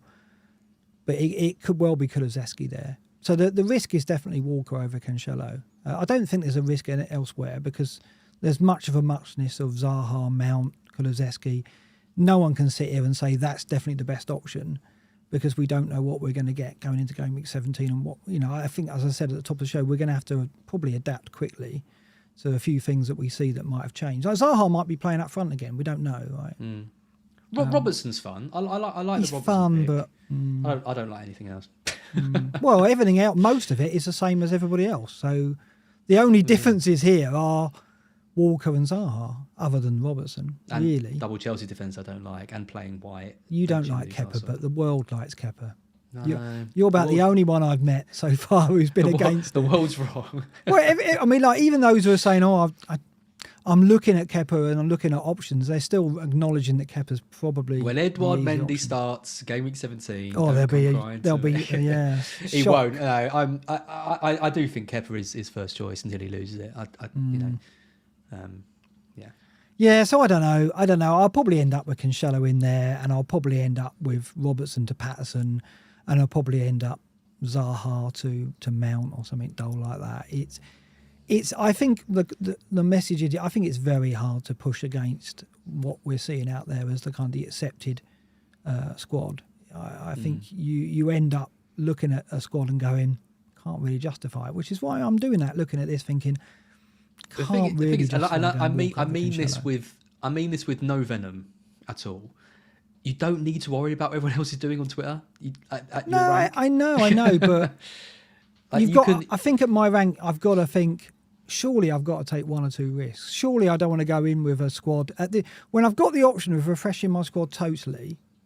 Do I want to go in with the same squad, more or less, give or take one or two players, as everyone around me and every other content creator? Do I really want to do that? I don't really, but what I'm saying is it's very hard to make a case against it, isn't it? Depends what your targets are, I guess. I mean, if you want to kind of start trying to claw your way back up to other content creators, then yeah, you need to be a bit different. But if you want to claw your way back into the top million, you literally can't worry about what they're doing. I'm not worried about it. I just want. I want to try and investigate. You don't even need to look at other people's teams. Like Andy and me and people. Like, just build a team that you think will do well, and that will get you back into the top million. But it's not going to help you catch Andy because you're going to have the same team as him. Yeah, no, exactly. And I do think like the potential difference makers are the likes of Robertson and Trent, and perhaps there's a midfield player we haven't spoken Robertson about. I like the idea of going for a Liverpool defender. But then you have to sacrifice somewhere, and I've gone against Cancelo, and that's a big risk. And when you put Cancelo back into a team like this, you are going Robertson down to a 4 million defender, and then what's different then? Well, you don't have to have Zaha. Yeah. You could bring out. I could go mad with my 8 million midfielder choice. That's what it's coming down to, which is a shame, isn't it? Because I think when I saw that, okay, we're going to get to refresh our teams in Game Week 17, I hoped that we would get to this point and there would be a lot of difference. But there isn't really. There isn't. sadly. What I mean though is at the moment you're basically going for Zaha over Cancelo. You could downgrade Zaha, bring in Almiron, and upgrade Walker to Cancelo. I've got Almiron. Yeah, no, you bring Almiron off your bench for Zaha. Yeah, and make Zaha a 5-6 million ish player, and then go 2 cheap mids, go Andreas and a Somerville or something like that. Well, you could probably get Martinelli, couldn't you? Don't think so. Don't know. I could do. I'll have a look at it. I mean, this is one of about 6 or 7 lineups that I was playing with, and I just threw this one up because it had a few talking points in it. And I think it kind of sums up that when you do go against one of the established or 2 of the established options, like not having Martinelli and not having Cancelo, which a lot of teams will have, and go in someone like Robertson, even though that doesn't sound like a big risk, you look at it and go, yeah, don't you? That's the thing. I look if I was up against a team in like a head-to-head league or something, and they had a Trent or Robertson, there would obviously be part of my brain that was thinking, "Oh, that's nice. I like that. Like that is something that I'm not seeing in many teams that could pay off." I don't feel like about Zaha though. If I'm being honest, he's not someone who I'm not going there again. He was a bloody nightmare, that guy. Yeah, I just like the fixtures, and also we just don't know what we're going to get. I mean, are Palace going to be the kind of inconsistent, ineffective team that we saw in the first half of the season? Most likely, but as we said tonight, how much can you rely on what we saw in the first part of the season? They didn't have too many players out there, I don't think. Zaha didn't go, of course, so he would be fairly fresh. And, he scored last night, and we know he's on pens. So, I don't think he's a bad pick by any means. But, yeah, it jars, doesn't it? This is what I mean. I think this only draws the kind of reaction you've given it because there's players in there that you haven't seen so often. So although you're saying ignore the template, subliminally we are taking it in. When you go through your timeline, when you watch a video, we are absorbing it. And then when you see something that's different from that, you go, oh, what are you doing? And so, I don't think I'm going to give you. If this team had like Maddison and Trent in it and some players I actually like and a Trossard, then I would be like all for it. But I could go Trent over Robertson. I just think starting with a back 4 when I'm not expecting clean sheets, White with no attacking threat, no Cancelo, Zaha, they're just not players. Almiron and Trippier on the bench. That's not because I think your team is a bit different. I just don't particularly like it. The main different player I like in that is the Robertson pick, but. The other differentials, do you not like the White pick then? Because my view on White is, I prefer Gabriel, but I don't prefer Gabriel with the fixtures they've got. And I think if I'm going to have an Arsenal defender, I don't want to commit another 0.6 in him. He's the one I'd get. White. He's definitely the one I'd get if I was going to pick any of them. But I think this week there's good fixtures for attackers, and I wouldn't want to be playing a back 4 with White. He's probably not going to get any attacking turns. We think there's good. I mean, the theme of this has been narratives, right? And we haven't got much choice, have we? But to go. Well, what else can you do? No. All you can do is kind of make predictions, and that's why I think I think out of all the sections we do, some people think that the fixture predictions we do is probably the one that we could lose, but I do actually quite like it for picking like my bench order and for trying to work out, because sometimes I predict like a 2-0 win for United. And then I'm playing, a defender makes you from the think, other team. Yeah, it makes you stop. And I'm like, and I'm like, well, why am I doing that if I think they're going to win this game to 0? And then it's a case of, well, okay, I'm, maybe I don't want all my eggs in that basket. And there's different considerations to make. So it does help me. Yeah, no, I absolutely think it's right. You've got to think about what you're expecting from that game before you can look at players in that game. And it is all about us, after all. Yeah, absolutely. And I'm not expecting Newcastle to fly out the blocks, and I'm expecting Leicester to be as solid. But that's a narrative that could go completely the other way, and that's why. One Trippier on about. I do think Leicester will score. I don't think there's a clean sheet in it for Trippier. But then I said that at Fulham, and there wasn't. But he still got the clean sheet because he went off before the Fulham goal. So that could easily happen again, couldn't it? So neither of us with Martinelli then. That is interesting. Yeah. But I don't. Unlike omitting Cancelo, like I look at no Cancelo and I think, oh God, that's a worry. I don't worry about not having Martinelli, and I think that is the one that I'm definitely going to do that. I'm probably not going to go against Cancelo, but I almost certainly am going to go against Martinelli. But that might be the limit of my kickback on the established team or a template or whatever you want to call it. That might be the limit of my kickback, which just feels a shame. It feels like a missed opportunity, and I don't think in a season where I'm 4.1 million, I can afford to miss an opportunity. So there's plenty more work to be done before Boxing Day. I'm sure my family are going to be delighted to hear that. Well, yeah. I mean, the thing is though, just quickly, is like Yeah. De Bruyne. De Bruyne and Salah is dividing people. It So, does seem to be, yeah. Although you look at De Bruyne and think, okay, he's quite safe and quite boring. Actually, he's not, because like I showed in that poll earlier, 50% of people are rocking with Salah and Darwin. Yeah. Having De Bruyne over Foden, for example, is quite a big differential maker. And then if you pair that with a Liverpool defender that no one's got as well, then suddenly you're starting to creep in a few different combination that not many people have. Yeah, got. I think what you pointed out there, Zaha down and then get Cancelo in over Walker. What can I get in the Zaha spot? But it'd probably be go back to Martinelli if it is. That'll be really, really depressing. But to get his jersey. And then what have I done? Kepa. Yeah, what I've done then is put in Cancelo and Martinelli. Woo! Whoa! Yeah, I guess maybe it's not about that. Maybe it's not about it picking exciting players. It's just picking solid picks, right? That's it. I don't think you could build a case to say that Cancelo and Martinelli is worse than Walker and Zaha. Like, you would much rather have Cancelo and Martinelli over Zaha and Walker. I guess so. There's no debate there. I don't think that works. I don't think the money from Zaha to Martinelli will get me Walker to Cancelo. I think Robertson is in that equation, right? So it's those three, isn't it? It's Robertson, Walker and Zaha versus Patterson, Martinelli and Cancelo, I think, or something like that. You're going to be getting Bueno, that's what I'm going to say. I flirted with Bueno, don't worry. I think we all have. Everyone's flirting with Bueno. Absolutely. Let's have a quick look at the leagues before we go. And there's a familiar name in here, which is Chris Clavo, who's an old FBL expert who I know very well and know very fondly, because Chris used to be one of the first FBL journalists out there. He used to write a blog in the US, FBL Fantasy. And now, look, he's 10th in our league, and he's keeping Raptor out of our top 10. But get well soon to Raptor, because he's not well at the moment. I know, so, yeah. Hope you're watching Raptor. Hope you're starting to feel a bit better. I've been ill. I think everyone's been ill, haven't they? I've had a savage cold for a week. It's been tough. It's good to see you back fit, though, and we will try and squeeze another show in before. So we're going to get a show in after Boxing Day. We talked about this, didn't we? Hang on, sorry, what are you holding? Oh, this toothbrush. No, it's a brush I use to clean my keyboard. Waving it around. It looks like a child's doll. A child's toothbrush, I thought it was. We are trying to get a show in before game week 17, aren't we? We're going to 18 rather. Yeah. It's going to be probably a shortened version, rushed out, and we'll just do the predictions on our teams and pick the bones out of what we've just done in Game Week 17, which, if I've got Zaha Walker, could be. I said to you, didn't I? I'd really like to do a show, but not if I come off a big red again, but we'll see. No, I will. We'll try and get something in ahead of Game Week 17 as well, 18 as well. But it was good to be back, a little bit rusty, but we got through it. No technical issues that I know of. I know. Unless we've been talking in total silence and no one's heard a word. Did you press go live?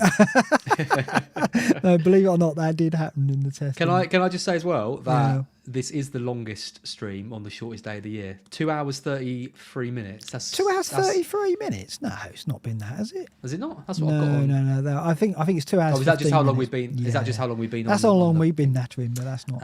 Okay. No.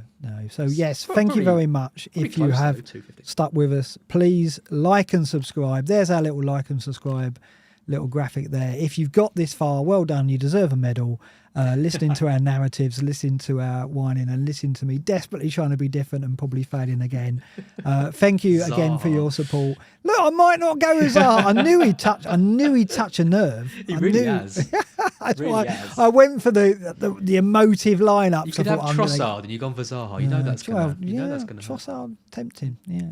Anyway, thanks, Az. It's been so good to have you back and start chatting to you again about FBL. Much as the World Cup was great, I really have missed FBL and domestic. It's not. It's good.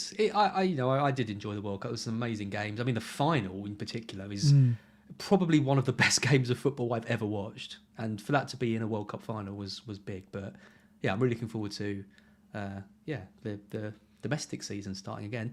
And before we forget, happy Christmas, everyone. Oh, yes, of course. We had the Christmas jumpers on. Yeah. It's Christmas in a few days. I mean, I'm not going to be thinking about Christmas too much because I've got a lot of work to do, as you saw tonight. So, hopefully between now and Boxing Day, you do get time to spend with your family. because that's what it is all about. It's not about listening to us and tweaking your FPL team, believe it or not. It is about family, so spend that time with them. Try and get your FPL in around that. Don't do what I'll end up doing, which is probably sinking too much time into it. As will you think about it too much now? Are you kind of like 9/10 there, do you reckon? Or well, 9/11 maybe? I will do what I always do, which is be really settled, and then an hour before the deadline, make a load of changes that cost me 30 points. Yeah. Because that happens every single time I play this bloody game. I wouldn't expect anything less. It's a good night for me. Good night, everyone.